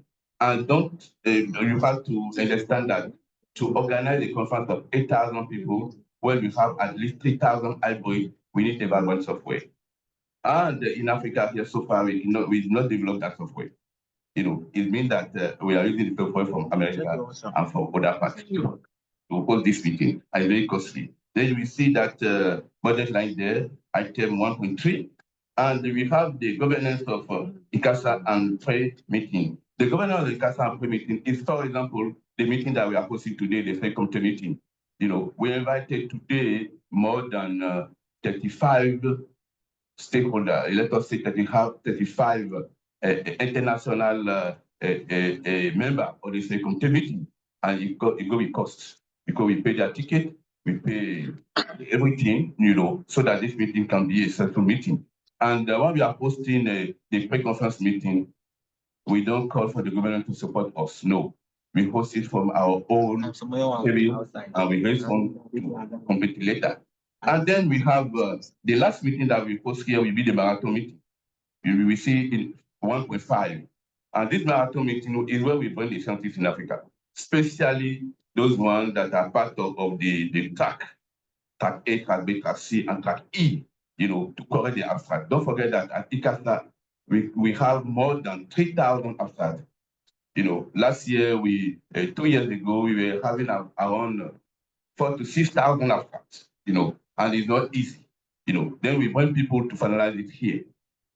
And if you go, you will see the fundraising.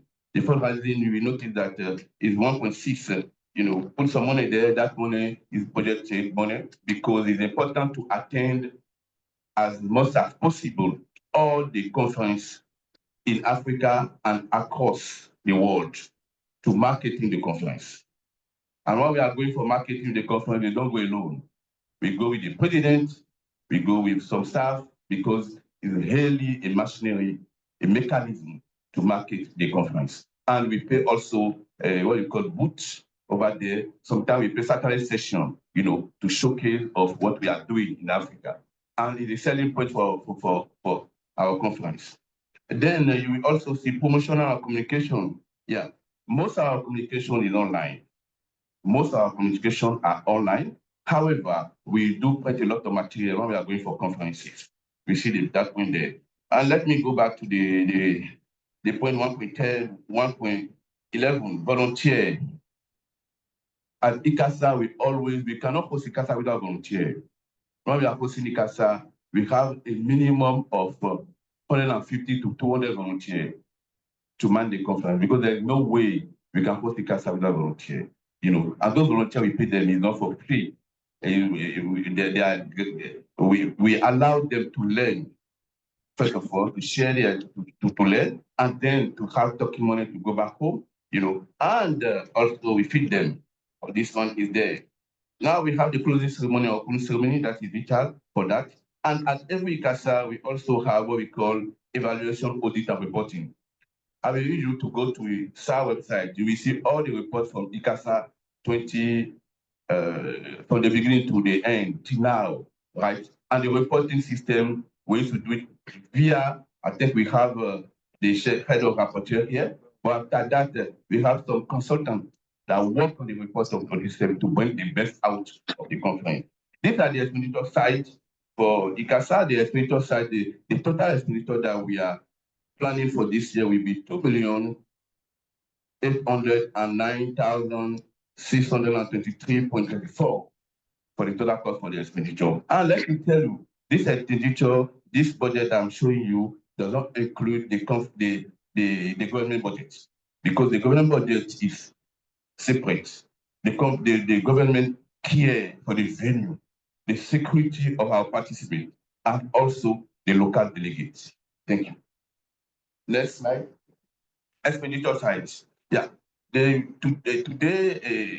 my colleague Chris show you the marketing strategy for ICASA, and you can see the tangible items that we put in place. Those are items for you to advertise them so that we can generate some income for the conference. You know, those income cannot fit into the ICASA budget, but at least to some extent, it can cover up to 2/3 of the total budget of the conference. Saying that, you know that for the higher income, according to the classification, so far we never increased the CASA fee. You will notice that if you go to rates, you will see the rate that we have. Higher income, 700, we just maintain that one, you know, 800. And based on the past experience of the registration, you know, we classify them by the percentage that we used to have always at every CASA. You know, that is the rationale, and also the rationale that we come out with. Then LFE, we are expecting to have 5% for the LFE.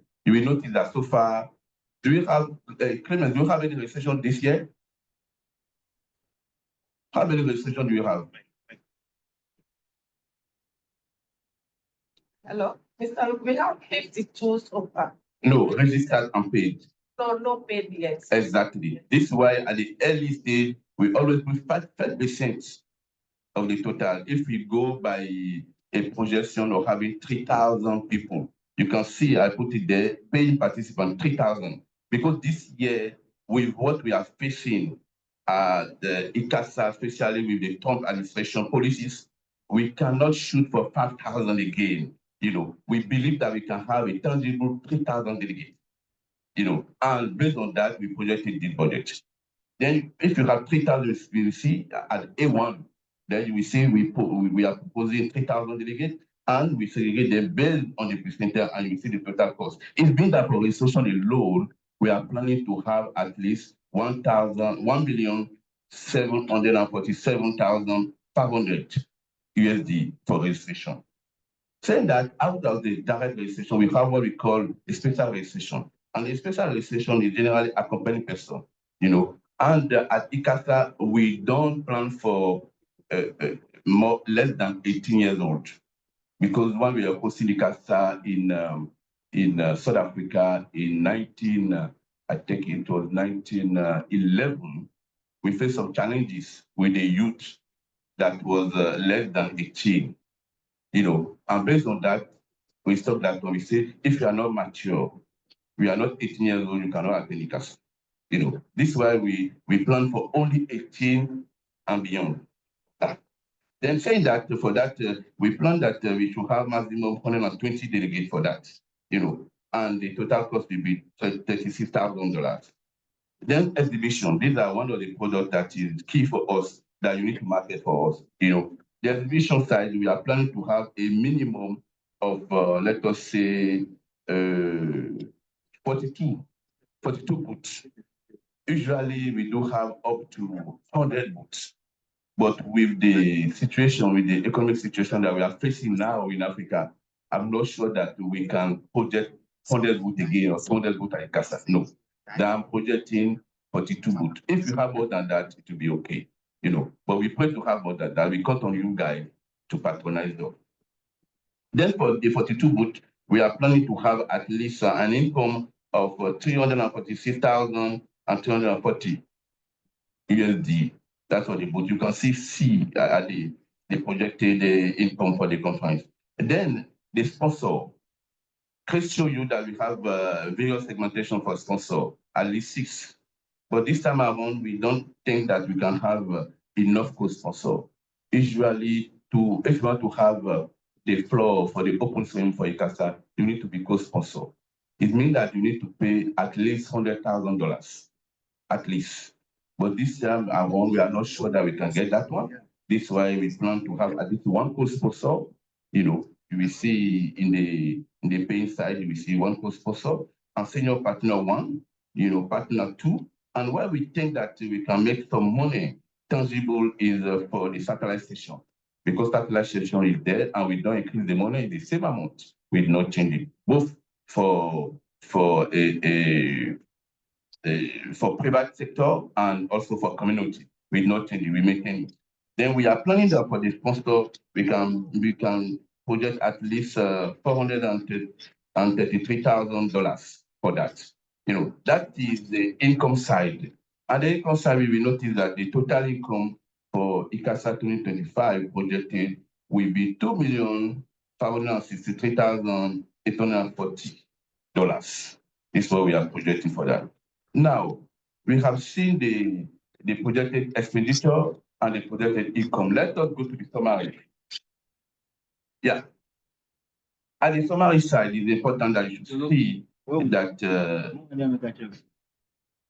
we go with the assumption with 3,000 delegates. You can see in the budget rate side, we put 3,000 delegates there, right? And see the projected income.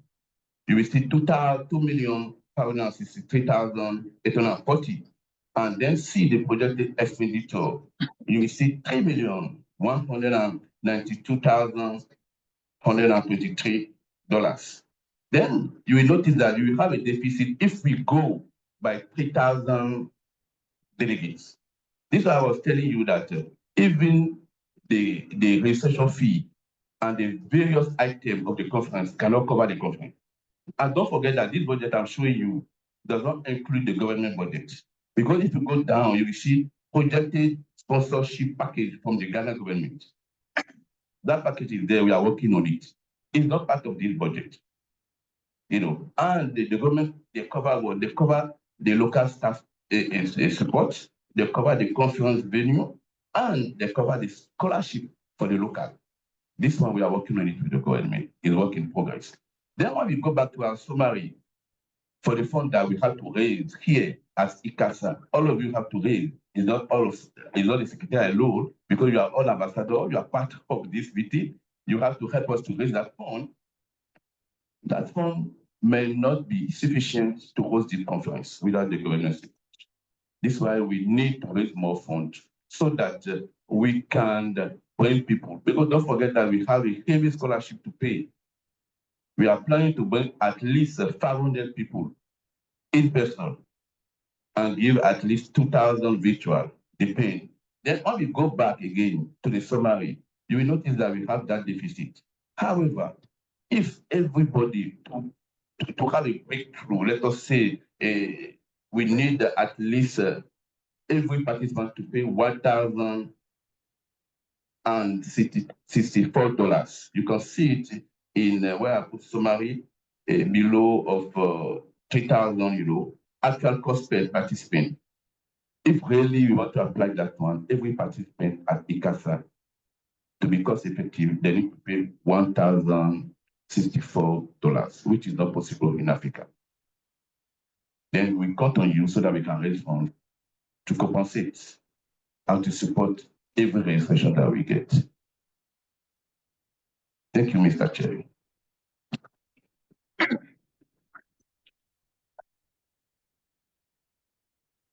Thank you, Luke. I think that budget shows that there is an optimum number of delegates that you need, so that you don't make a deficit. Yeah. You know, certainly 3,000 you are going to run into a deficit. And our target here in Ghana is 12,000. 12,000. That's our target. Yeah. So any comments, any questions? Yes, Professor Flo. Thank you, Chairperson. Yeah, thank you, Luke, for the great presentation. I think the first thing starts with us here, our membership of SAR. I think we need to emphasize that and maybe put somewhere in there where, you know, to get a scholarship, you must at least have shown that you are a member. You know, in future, I think that's what we need. That's my first point. The second one is actually to thank SAR very much and to really thank you for ensuring that the volunteers are paid an allowance. So don't say we pay them, say we give them an allowance. That way I think the donors will understand, because what is happening at the global level, at EAS, they don't pay volunteers any allowance at all. So I think SAR is really doing a great job in ensuring that these young people, older people, as they are participate and are giving of their time, they're at least comfortable enough to be able to live okay. So I think it's something that I do recommend that we carry it forth. Yeah, it will help quite a lot. Thank you. Thank you, Prof. Thank you, Mr. Chairman. I just wanted to ask, is there an ongoing membership drive? All right.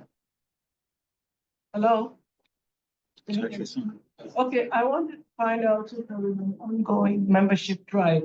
I'm just wondering, it seems that a lot depends on also getting members to pay their dues. So what are we doing about membership drive? A lot of us are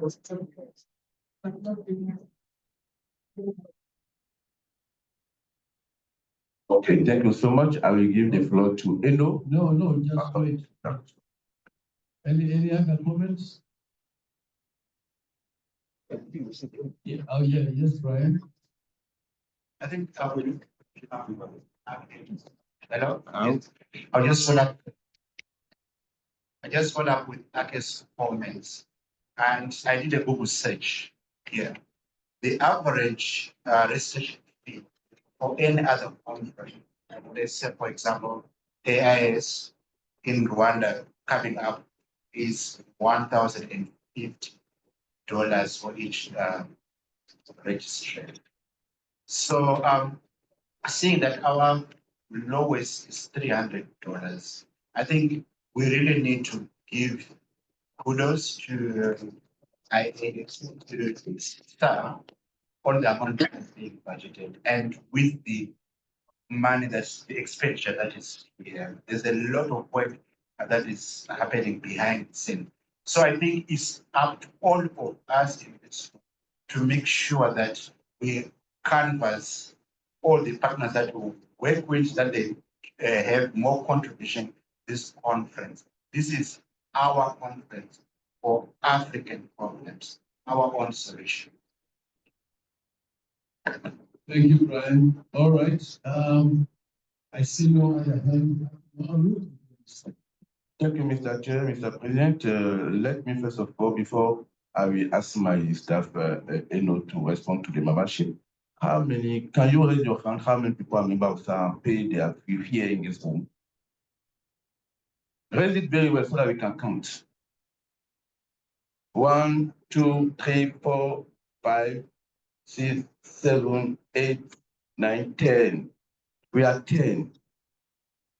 You know, that is up to you. If you want this conference and this organization to be vibrant, it's up to you. You are all in the room and you are only 10 paid members. You know, we need to reflect who we are indeed. When it comes to membership, we Africans, we don't pay membership. That's the reality. You know, however, we cap the system such a way that if you attend ICASA, we capture the membership fee inside the ICASA fee, you know, and we take it out. Then if you attend ICASA, it means that you are covered for 1 year membership fee.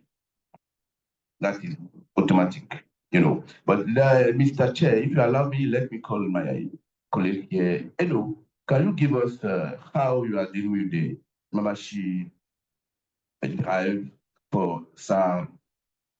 You have the floor. Thank you. Mr. Luke, thank you very much. So for the SAM membership, Can you stand, please? so we are currently engaging with our database for those whose membership have expired. We are sending out emails to ask them to renew. And we're also promoting it on our social media platforms as well. One particular one was if one should join the mentorship program, we have to be a paid member of SAP. We send that information out and we keep reminding our database to also renew their membership. For individuals, it's $25, and if you're an institution or an organization, as well, it's $150 annually. Thank you, Enos. And okay. Mr. Chair, Mr. President.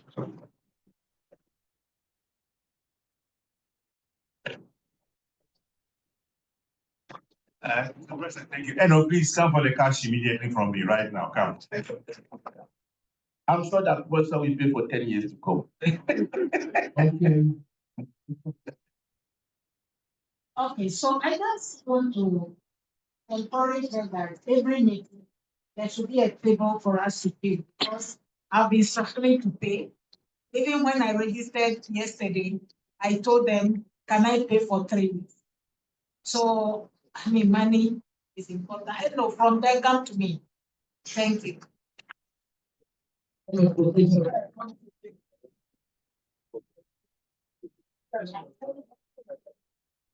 you know what you do? You pass to everyone. You pass to everyone. Don't go to people who say like everyone. Okay, thank you, Chair. Because I say you should pass to everyone is better.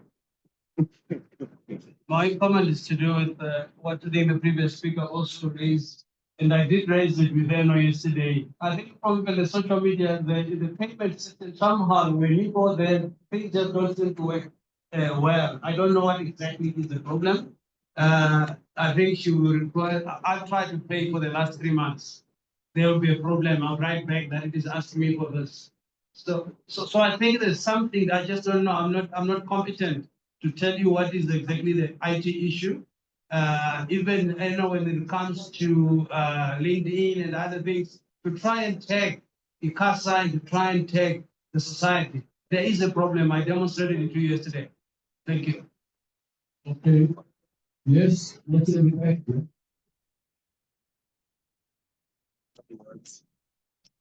Thank you. So my question is on the membership drive. I mean, I joined SAR when I was much younger, but I cannot see a lot of the people that I work with, you know, as members of SAR, and when you speak to them, it's very abstract. So I don't know.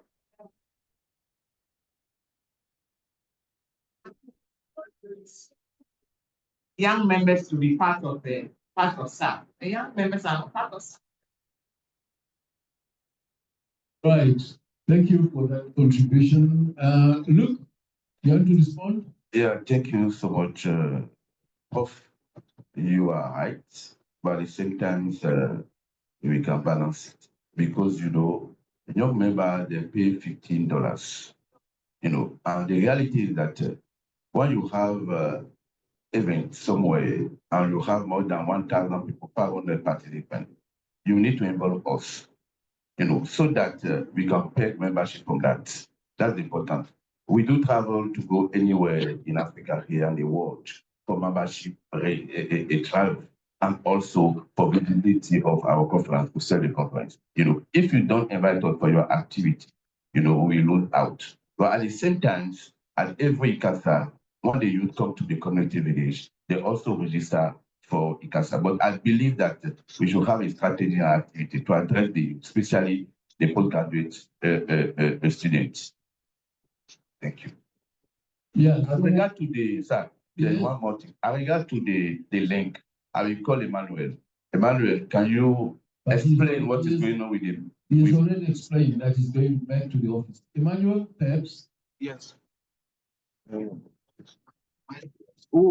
I'll sit with him and find out this.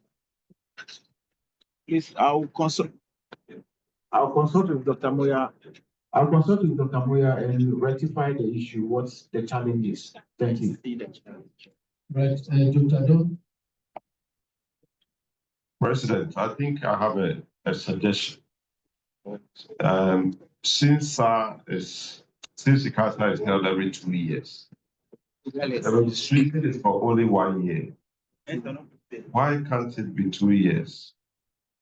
So that you only register again at the next ICASA.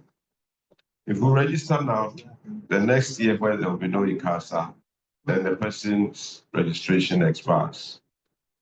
And sometimes you have to also benchmark with other conferences. IAS gives you 2 years and all that. So I'm proposing that we should look at that. And then there ought to be activities in between to whip up the interest for members to stay connected.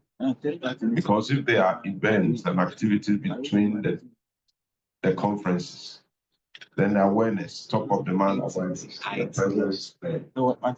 addition to the suggestions to build a cohort of young people. Thank you very much. Yes, thank you. Look, you may need a paper to just give us an outline on how to strengthen continuous membership drive. That's the paper. There are a lot of alternatives. We are going to be having a marathon meeting in August here. And everybody who comes, they should get a sheet of paper to say, are you a member if you are not paid? As they come in August. And that will be start. 2 years is a good idea, but people also join in between. They are joining all the time. So yeah, okay. Yeah, it's all right. I will. Okay. There you are. Yes.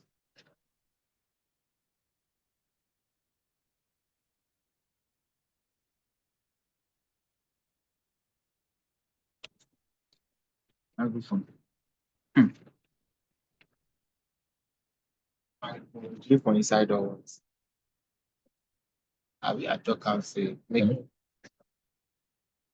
Merci beaucoup, Monsieur le Président, pour la parole.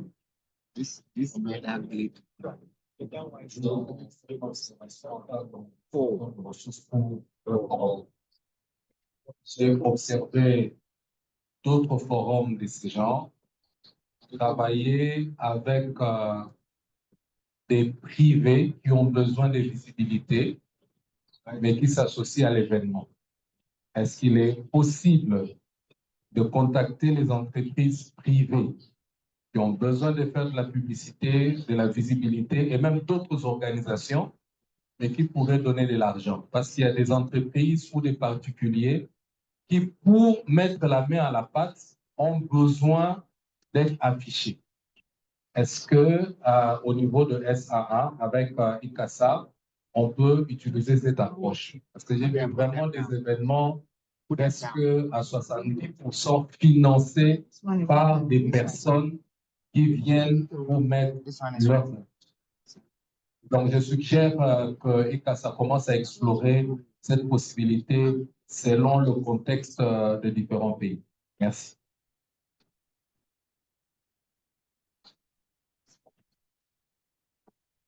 There you are. I think our committees are going to go into this mobilization. It's suggested already done. Thank you very much, Chair. I agree with Dr. Adu to participant delegates to the 3 years. I think something for all the information. period of payments, years or 2 years, and offer, for example, 5 or 10% discount for bill for participants who pay for 3 years. I think we can do that. This is not a session on resource mobilization. It's working, don't mind it. Thank you very much, Chair. I've just been intrigued by the submission of how you can keep the SAR active.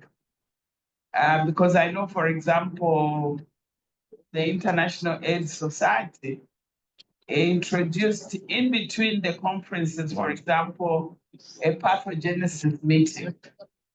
And that you don't wait for 2 years for the conference for people to remember that we have an organization. So maybe I would like to suggest that we task the team that is looking at the scientific part of this conference and the team that is looking at the community activity and those that are looking at leadership to go beyond what we did yesterday and try and suggest some in-between activities. And just like we had done, we are doing for the 35 years celebration, maybe do a competition to see what activities can be done in between ICASA conference now and the next one, whether you have engaged some scientific activity and or a community activity or leadership, something that will be attractive so that you have ongoing activities. That's my first suggestion.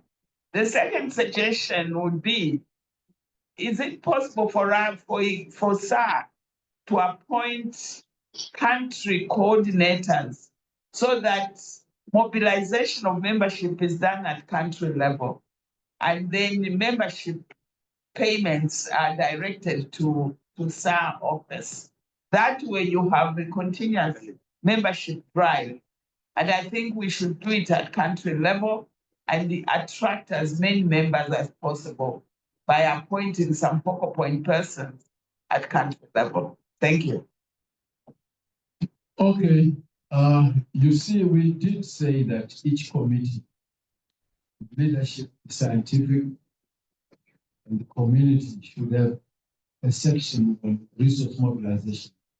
These ideas are coming up. I hope in our committees we should be able to precipitate, to make those suggestions real. Luke, do you want to respond? Yeah, thank you so much, Mr. President. It's unfortunate that we could not print our newsletter here, because normally at this meeting we should have the newsletter of SAR so that you can see a lot of activities that we do in between ICASA.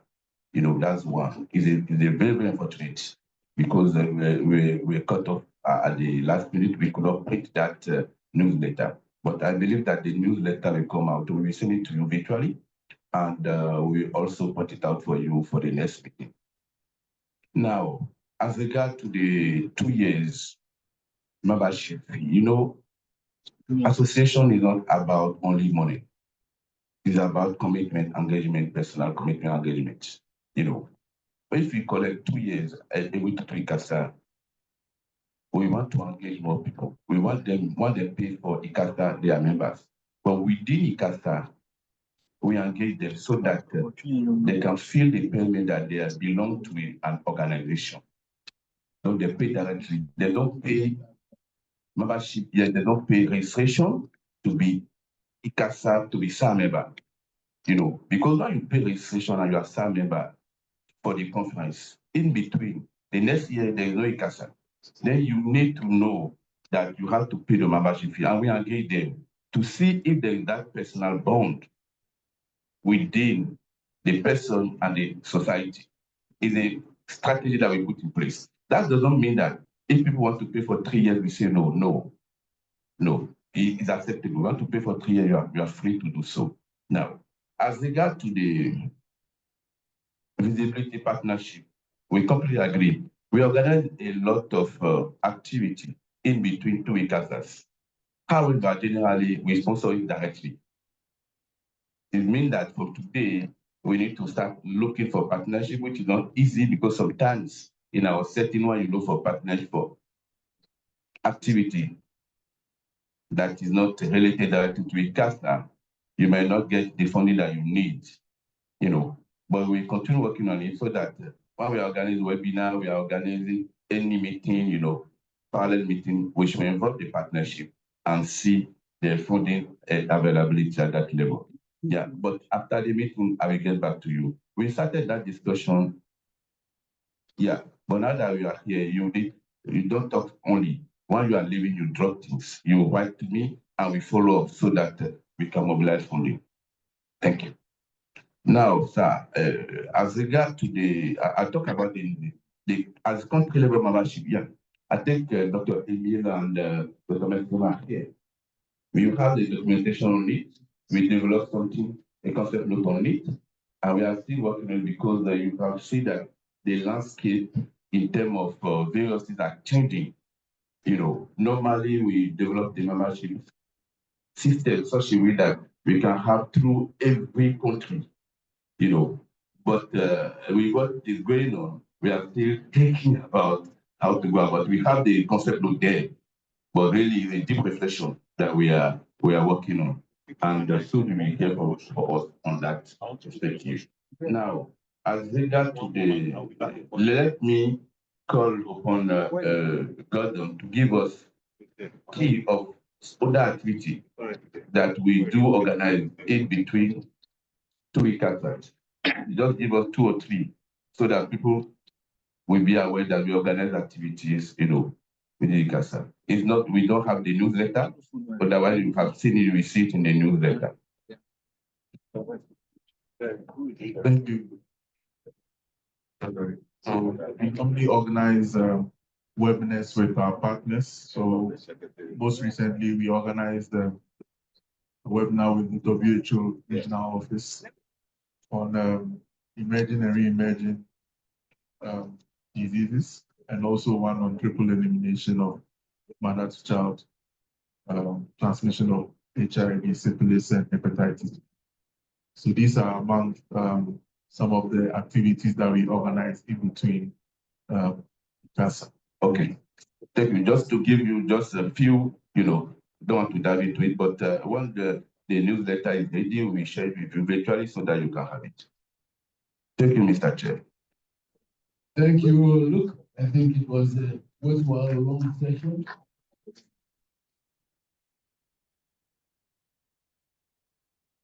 So I think our come here. What are you still waiting? We want you to strategize the next move. I think tea is ready. People could just take it now. And then when we come back, we'll have local plan about the ICASA 2023 organization. So let's leave it there. Give it to Madam. Madam. Until plus, let's have a tea break, coffee break.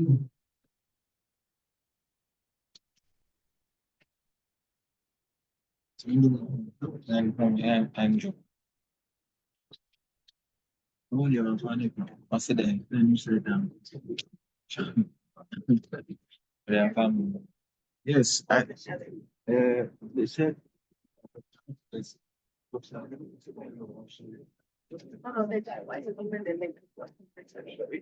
No, I don't say.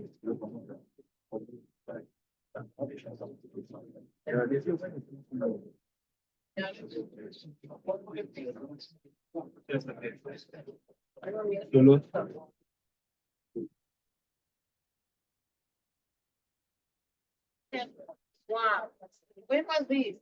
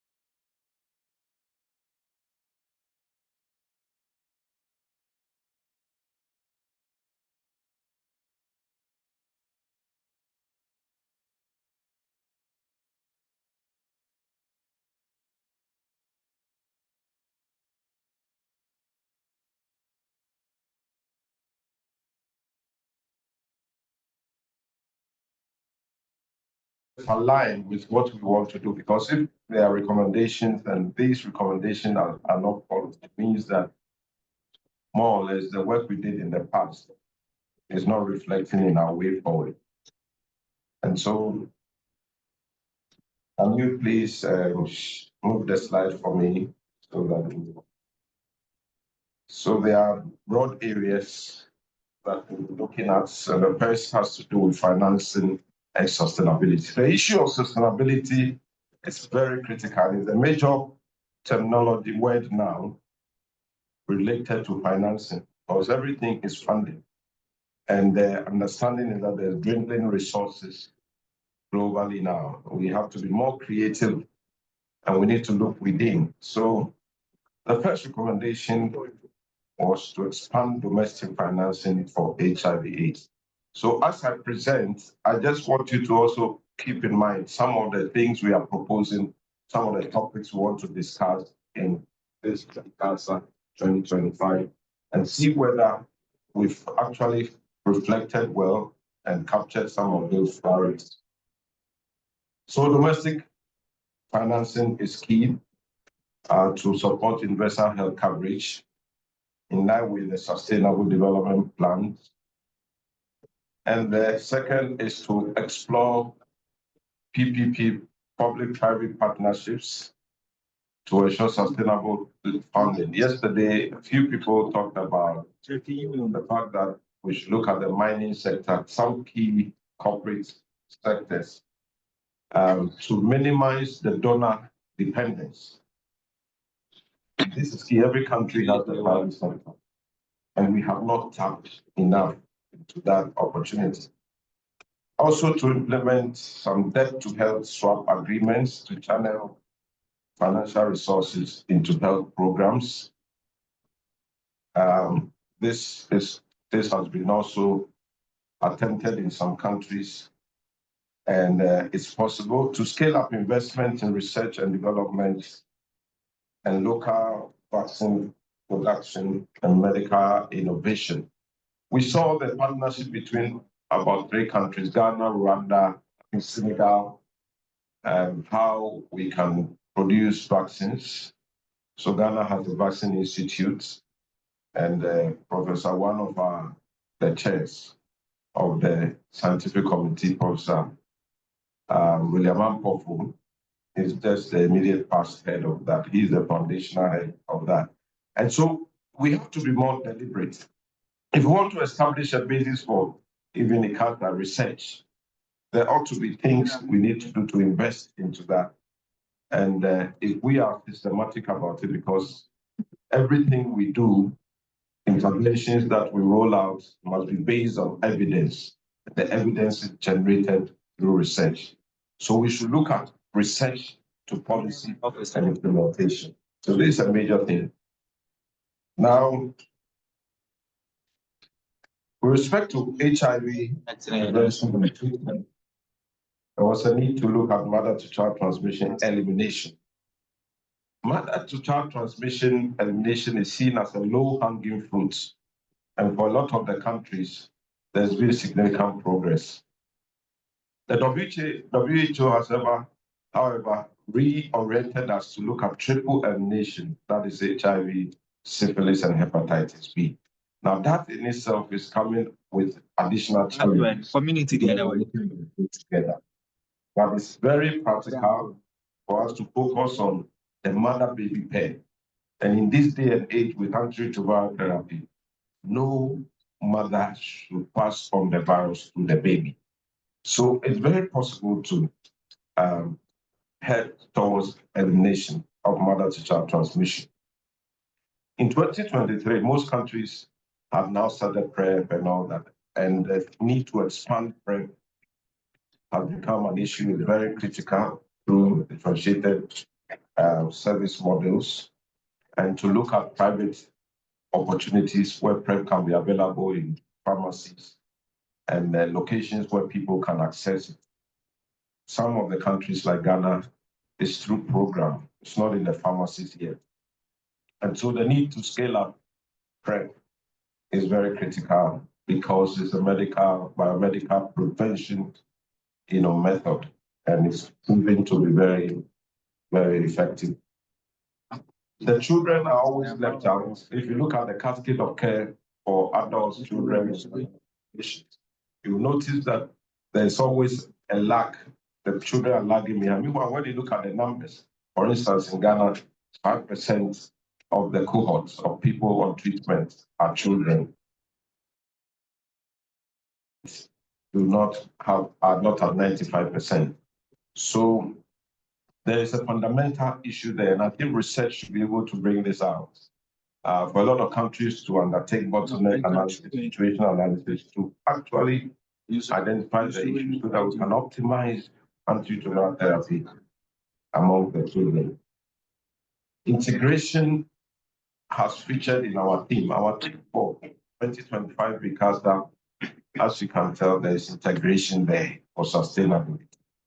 And I'm very happy that it means that some of these recommendations, this way in the way forward. So the need to integrate HIV, TB, malaria, and hepatitis services in the routine service delivery is key. Avoiding verticalization is very important. And then viral load suppression must be scaled up. And through innovation, using point of care and other mechanisms, specimen referral systems and all that, to ensure that the people who are put on treatment are monitored, so that we can even go beyond just suppression to look at resistance testing and all that. So viral load scale up is key. And then the need to now, with the increasing evidence of long-acting prevention methods like cabotegravir and acapavir and all that, are becoming very critical. And it's high time we look at it. Unfortunately, there have been challenges with respect to access, because, for instance, in Ghana, we tried to revise our guidelines on wanted pricing and availability to undertake feasibility studies. It was not possible, but we are still working at it. So PrEP is a long-acting mechanism for prevention. It's very good. Now, community engagement and inclusion, nothing for us without us. And that has been the cliche, and we agree and accept. So the need to expand community-led monitoring to improve accountability in health service delivery is key. And already some countries have demonstrated community-led monitoring. The ITBC, the NAPLAS, they had this particular platform. Ghana, for instance, we have the community scorecard, and it creates an opportunity for the community to be part of their care. And it goes beyond community, as in people living with HIV, but even the community they live in, and how these communities contribute to health service delivery and structure in the country. And the UNH is, for instance, leading initiatives to kind of strengthen and expand the community-led monitoring as an intervention, as an important program to support the responses. Stigma and discrimination is key. We can never have enough of reducing stigma. 10, 10, 10, all the things we need to do to minimize any barriers, any insecurity, any curtailing of people's rights is very critical to open the opportunity and doors and fast track our efforts to end the epidemic. So stigma reduction, discrimination is very critical, and we cannot believe the point.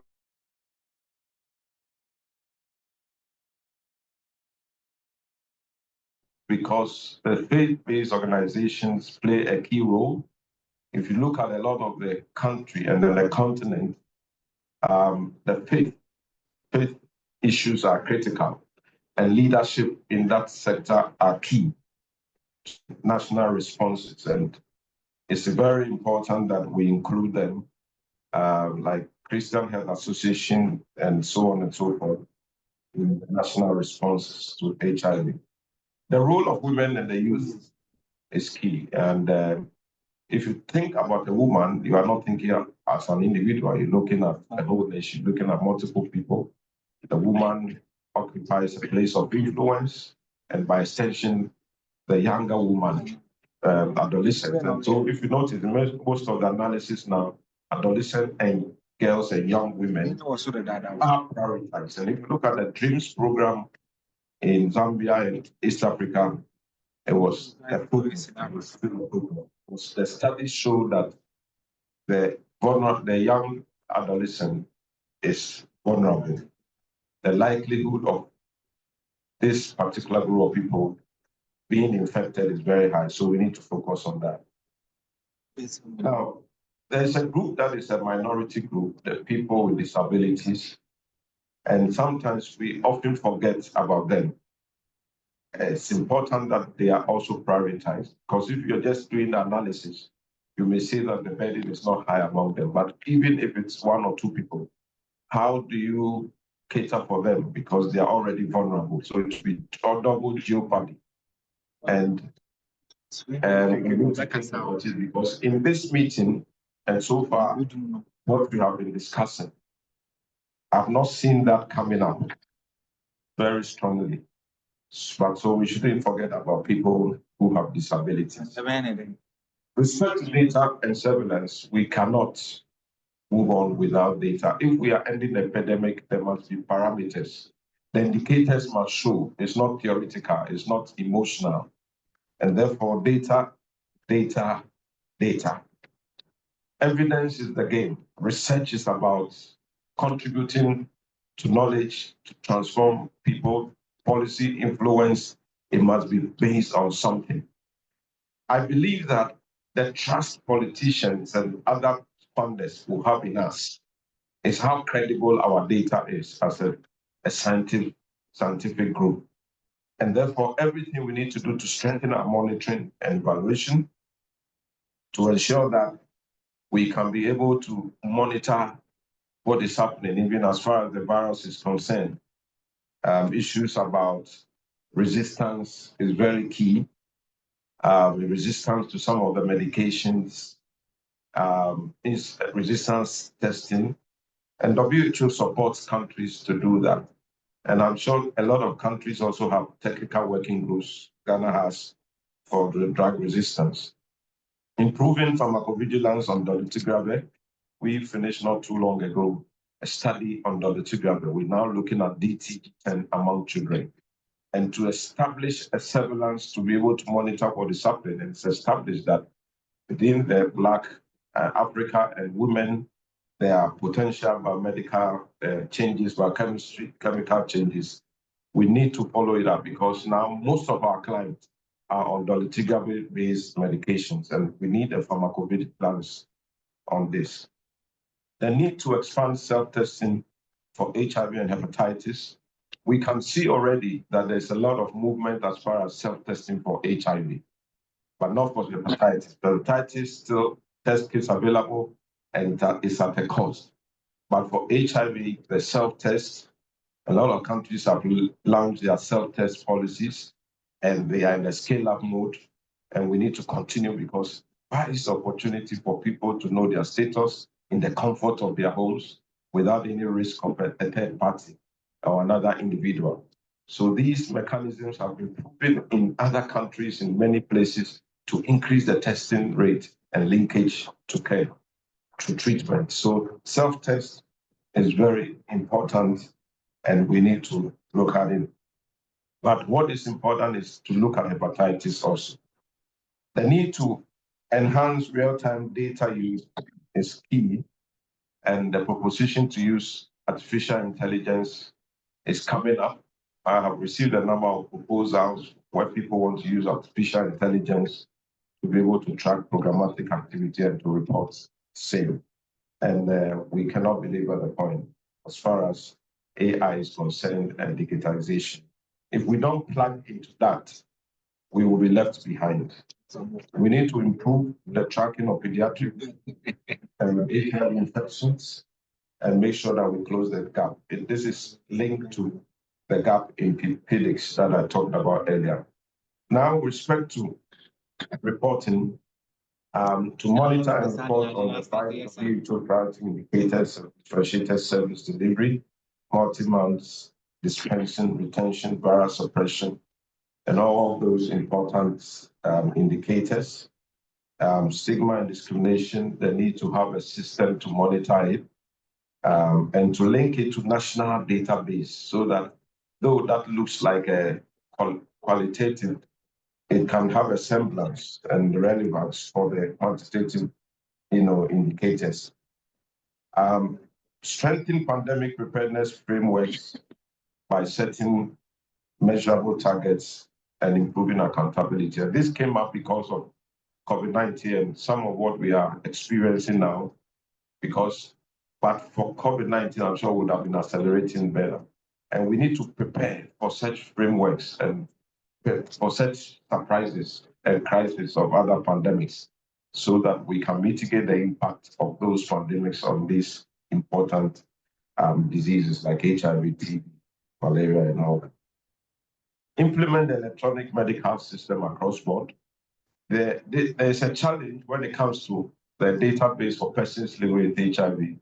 I'm very happy that in Ghana, for instance, I've engaged people living with HIV. They are comfortable to some extent, but still there's anxiety as to whether if you have electronic medical systems and we can track people, it's not going to lead to some privacy issues. But we have to go there because without that, we will not have a full documentation of our recipients of care. And planning for them is very difficult. So in some of the country databases, the number of people currently on treatment is a little different from people who are actually swallowing the medication. Many more are taking the medication, but are proxy people. They are taking it in the name of other people. They are walking the shadows of people. But we need electronic medical system to establish a surveillance from testing to treatment and suppression. And that helps us effectively to track the cascade. With respect to resource allocation and planning, we have to secure early funding for this conference. We've heard all the budget issues.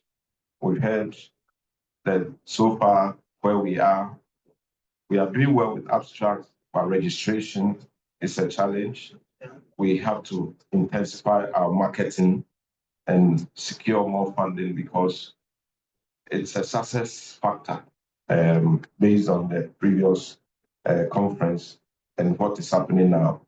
We are in a more difficult time, but I believe that there's nothing impossible with God and we can make it. I believe Africa, we are very hopeful and spiritual and religious, and we have a lot of faith. And so we'll be able to make it. If you believe it, say amen. Let's ensure timely selection of host country and venue. We are doing that and then ensure that delegates get the scholarship programs and as many of these delegates. And I want to take this opportunity to encourage every country and the leadership of every country. It fits into the model of ICASA secretariat in every country and all that, but I'm sure there are champions in other countries where there can be local mobilization. And each country will start doing some serious advocacy to get institutions, private sector and all that, let's say sponsor X number of people, maybe 10 or 20 here, try to put it together. All of that will contribute to the bigger ocean that we are expecting for this conference. So the issue of visa processing has come up. We have taken it up and we are going to see how best this will be facilitated and that will be seamless the moment the secretariat start working. And then the issue of accessibility for persons with disabilities is a priority. Providing signage and, if possible, sign language interpretation is very basic and fundamental. So I have to assure us that the venue we are looking at for ICASA 2025 has some of those features and opportunities, but we identify certain gaps and we hope to enhance the environment to make it more friendly for people with disabilities. Virtual participation will be available because now even when you do in person, some people would like to participate remotely. And so that consideration is there. We are not talking too much about ICASA, COVID-19 now, because COVID-19, as far as we are concerned, is over for this conference. But we will talk about the benefits of retaining some of the habits during COVID-19 so that people can still use their an influenza, a different influenza and all that, and all the things we need to do to minimize potential local transmission during the conference. Merci beaucoup. So, thank you very much. It's been well presented, and I think you will agree with me. The recommendations there were robust, and it is a result of selecting pertinent topics in the levels that we are now, accepting your topics. So to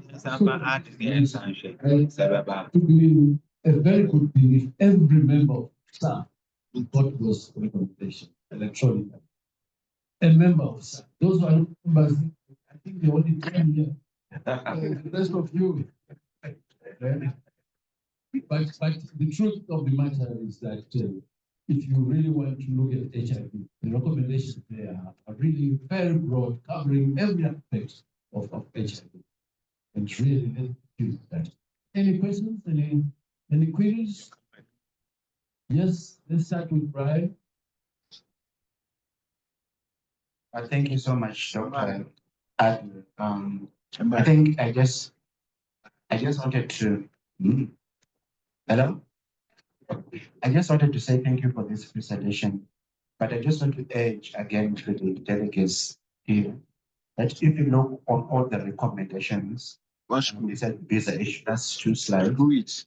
All those DSD were being external funded by USAID of funding.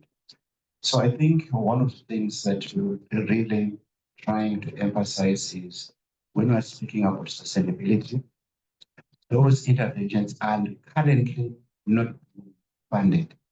So just urging that those who are recommending participate should possibly bring out that aspect towards these interventions that we are working and possibly of who might be able to take care of them, which we think should be the domestic governments, but such a possibility. So that will come out specifically to go forward. So just thinking when it was presented this. Thank you, President.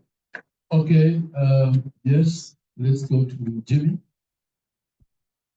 Thank you. I just want to give a recommendation on the recommendation that they can be presented earlier other than at this stage. And you find that some of the recommendations were going to be very useful when we were in groups, when we were selecting topics, and even when we were framing the sessions. Because if you are to read in between the lines, the recommendations, they were also being picked from how the program was done in Harare. And at this stage now, we have finalized quite a lot of sessions, and we might possibly consider to make use of the recommendation in a retrospect, which can be a problem as well. So my plea to the Secretariat is possibly these recommendations can be presented earlier, maybe during the first sessions after the official opening of these meetings. Thank you. Point well taken. I think we missed out. They would have been very useful. Yes, the back there. Yes, thank you, Mr. President. I want to ask that in your statement, you talked about data privacy, electronic device for data collection. When you're talking about the data collection, you talk about electronic device for monitoring, and you also talked about the pushback due to data privacy. I want to find out what Ghana AIDS Commission is doing in relation to how some general public interpret their data. We saw that in the when there was issue with the bill was presented to Parliament, there was a lot of misinformation about that, and categorically, one of the proponents of the bill in justifying their reasons why some section of the community should be criminalized, they used Ghana AIDS Commission data and interpreted it based on prevalence rates, and that information that was shared or given to the general public was not accurate. But we didn't hear from Ghana AIDS Commission coming out to say that this wasn't the direct or proper accurate interpretation of this data. And that goes a long way to inform certain decisions in terms of policy making with people who have entrusted programs and have committed themselves in giving their data out. Thank you. Ms. Philip, again. Okay, I might be the call. We know audio noise. Then we're Thank you so much. And we want to appreciate the recommendation around further engagement. It's groups, and we will be looking at faith and science in conversation. And my key also in the realization of that recommendation, if we can have more of the faith-based, especially those who are based here in Ghana, participating in this committee and really being part of the various groups, because I think more or less I am the only one that I'm in the community committee.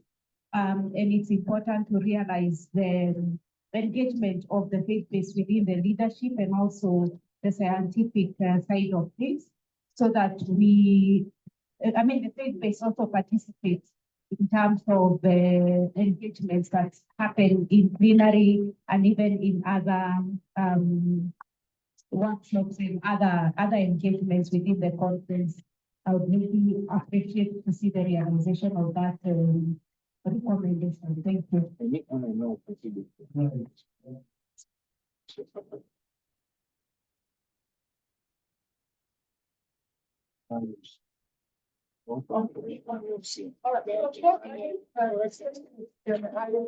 I suggest that by the next meeting, we kind of undertake some analysis of the impact of the US funding policies on that program to help us refine the discussion we have on the financing of HIV and research and immunization. I think we're really shooting from the dark now because there are pieces of information floating all around, but we don't really have an informed kind of analysis of what's going on. I'm particularly worried about the prospect of losing expertise on the continent. People migrating or looking for other jobs and exiting the HIV and the sector that we are all interested in, as well as losing traction on some of the very critical research that is going on, such as the one in the University of KwaZulu-Natal on HIV cure, institutions that will close down. It's not just the scientific institutions, like the civil society. A lot of organizations have had to close their doors abruptly. What does that mean for the discussions we need to have at the conference? And who else should be engaged in this discussion? I think that talking about replacement with local funding is a good idea, but we all know that that's at the minimum, medium and long-term prospect, So in the interim, what are we trying to do? What are we trying to achieve? What are the interim measures that we need to put in place so that we can sustain some of the critical work that is going on in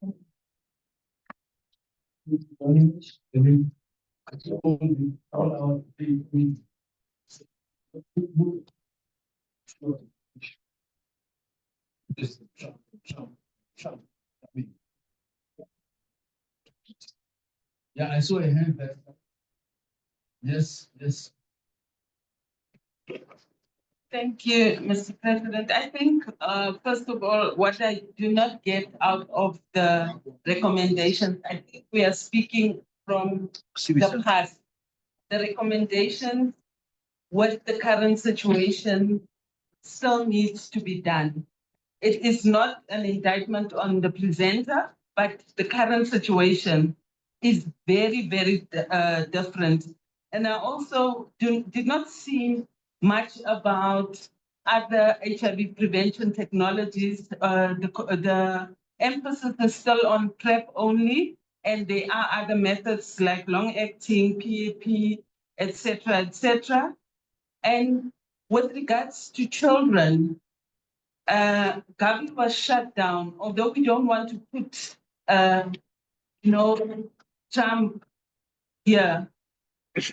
Gavi was supporting work in Africa, and we will find ourselves in a situation like ICASA where all of these programs are shut down. We don't have an analysis of Africa for Africa by Africa. Currently, we are influencing, we are discussing with international organizations, telling our story to international organizations, and they are leading the narrative.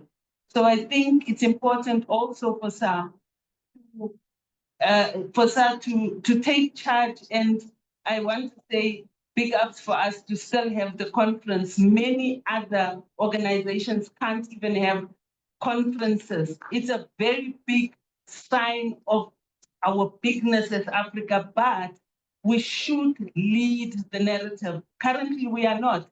We are telling our stories of dying children, people going to die, and they'll stock out of ARVs. Where are the solutions? Right.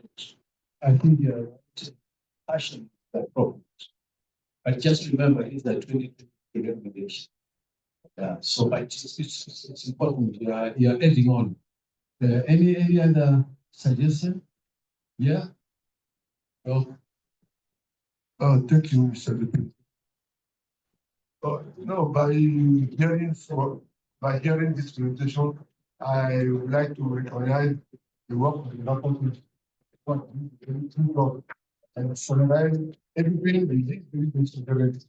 And then saying that, I would like now to tell our different programs, scientific leadership of community, when sending the letter to the speaker, give guidelines that will be in the same line as the theme and the specific objective of the conference. Otherwise, when we are doing report, there's a very big struggle. When are we going to put this information? And then please help us to do a very good job. Thank you. Yes, Alan, let me tell you, I know you are the head of the rapporteur. So yes, thank you, rapporteur. Mr. President, Mr. President, I want to say something. Yes. So a lot of the things were suggestions, but respect to the last but one, we put something on injectables, long-acting, in one of the slides. But I have to state that maybe in line with what Head of Rapporteur said, there will be presentations, such as presentation of the state where we are in Africa. I think we can also reflect the progress made in some of these areas. So 2 years ago, we made this recommendation. So 2025, where are we with respect to these recommendations? So that will give a kind of status report as to what countries have done out of that conference. And that becomes a good basis to say that the outputs of the conference is really used to facilitate progress and work in the country. So we can let it be a standalone, specifically of this recommendation, or reflecting the topics that it's easy to put, provide guidelines in line with the recommendation.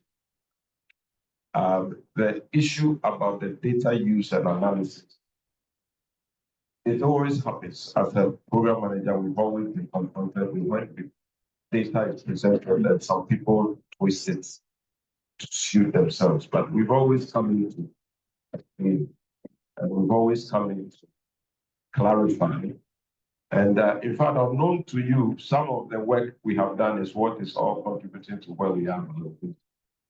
Because I've been on platforms with parliamentarians and I have the opportunity to explain and clarify and address things to them. And some of the assumptions and conclusions purely based on ignorance, but I don't fault anybody because this is a technical area. Sometimes when you just put out figures on prevalence, people are up in arms, they're doing it. But it's still the responsibility of we, the technical people, to clarify to them, and the heat will settle. And so it's one noted, but this is something we continue to do. But your suggestion is that we should preempt some of these, and we do that. We're going for it. I think some of the other comments are just against, and we are well noted. Mr. President. Thank you so much. It's appropriate to audit this, to say, of those who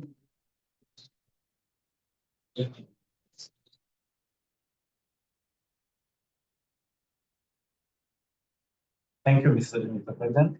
In the line of this report, I think that we are talking about the consequences of the current US decisions, but I think it's also an opportunity to look as we are moving forward, how can we take benefit of that, especially within the scientific program? How can we encourage abstracts and submit to works that can suggest alternative to that and solutions that can help moving forward with this? I'm going just to talk about the clinical tract. In this tract, we do have to support works on how to recycling treatment. We moved to the lithography, but we left behind very good drugs that can be used, and more even if you have new drugs. And there are a lot of things that we can do on the scientific aspect to deal with that, to make a lot of economies and to be more efficient in terms of outcome for treatment or for prevention and medicines. Then we should be very focused on how to work on that on the view of our staff, and perhaps even within our team to support works that can be presented and help develop a new approach, not only driven by money, but really driven by scientific evidence. Because I'm going to say, listen, during the transition to the lithography, because people were just thinking about we need to change drugs, and that was done badly. And we are currently have a lot of resistance to the lithography, despite the fact that it was changed. That wasn't solved anything because it was changed in the context where the monitoring of patients and everything was not solved. There are settings where they are not parallel monitoring. Then if you change the drugs, you solve no problem. Then we need to use that as an important opportunity to start doing something that is very focused on what are the local needs, what are the things that should apply, and what can work for the future.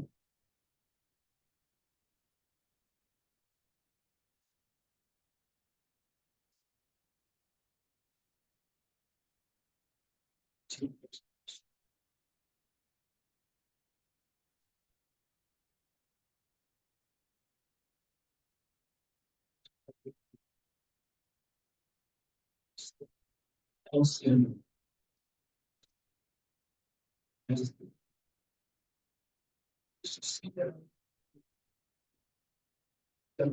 in the meantime, Dr. Adam, we want you to do an say.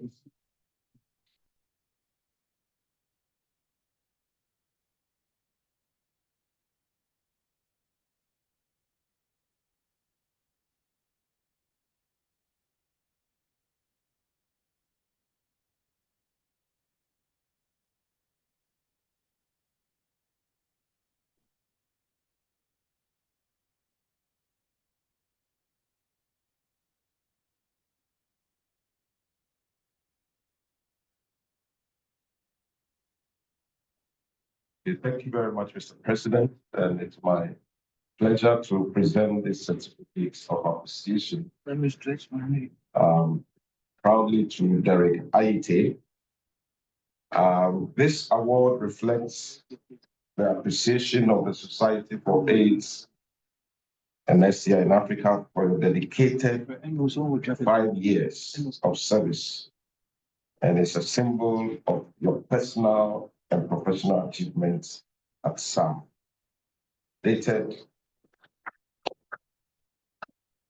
today. That's time to talk.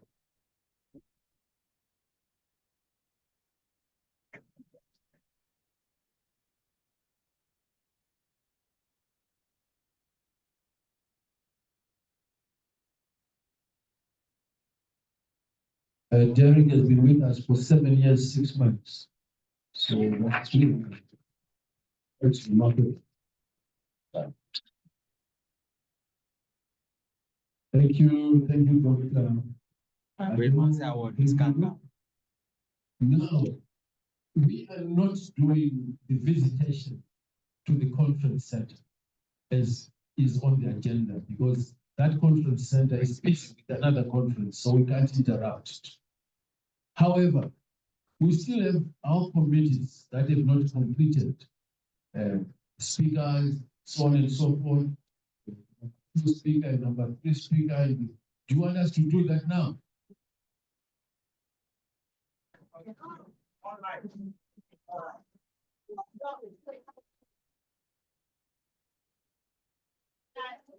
Clemens,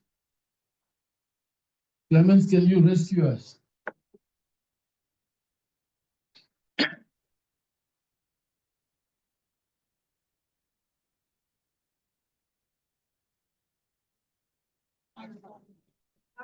Good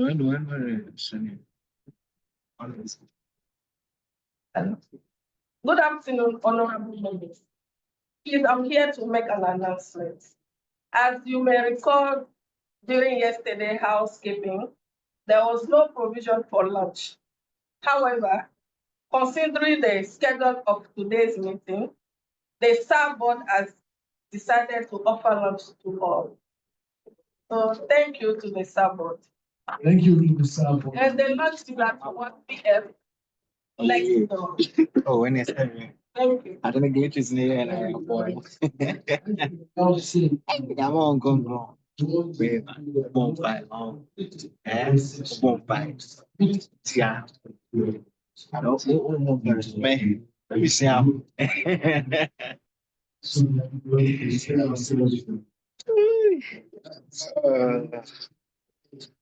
Let me do. Charlie, I don't know.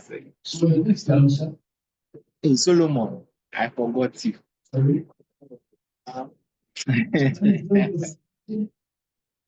I really did forget you, Charlie.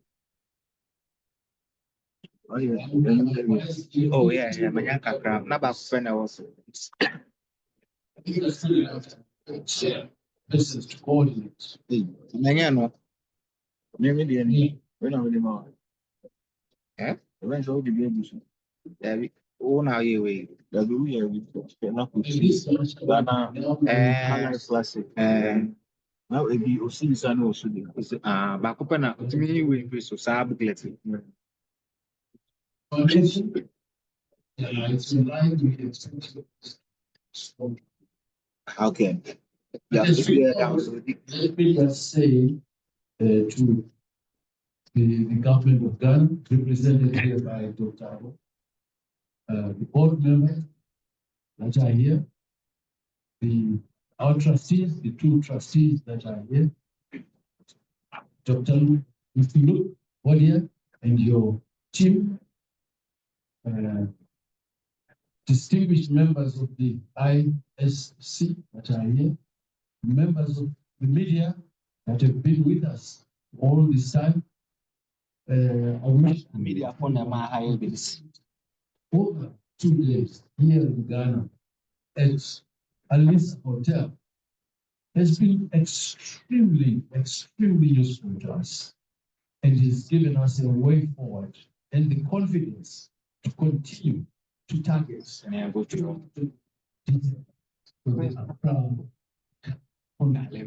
that's all.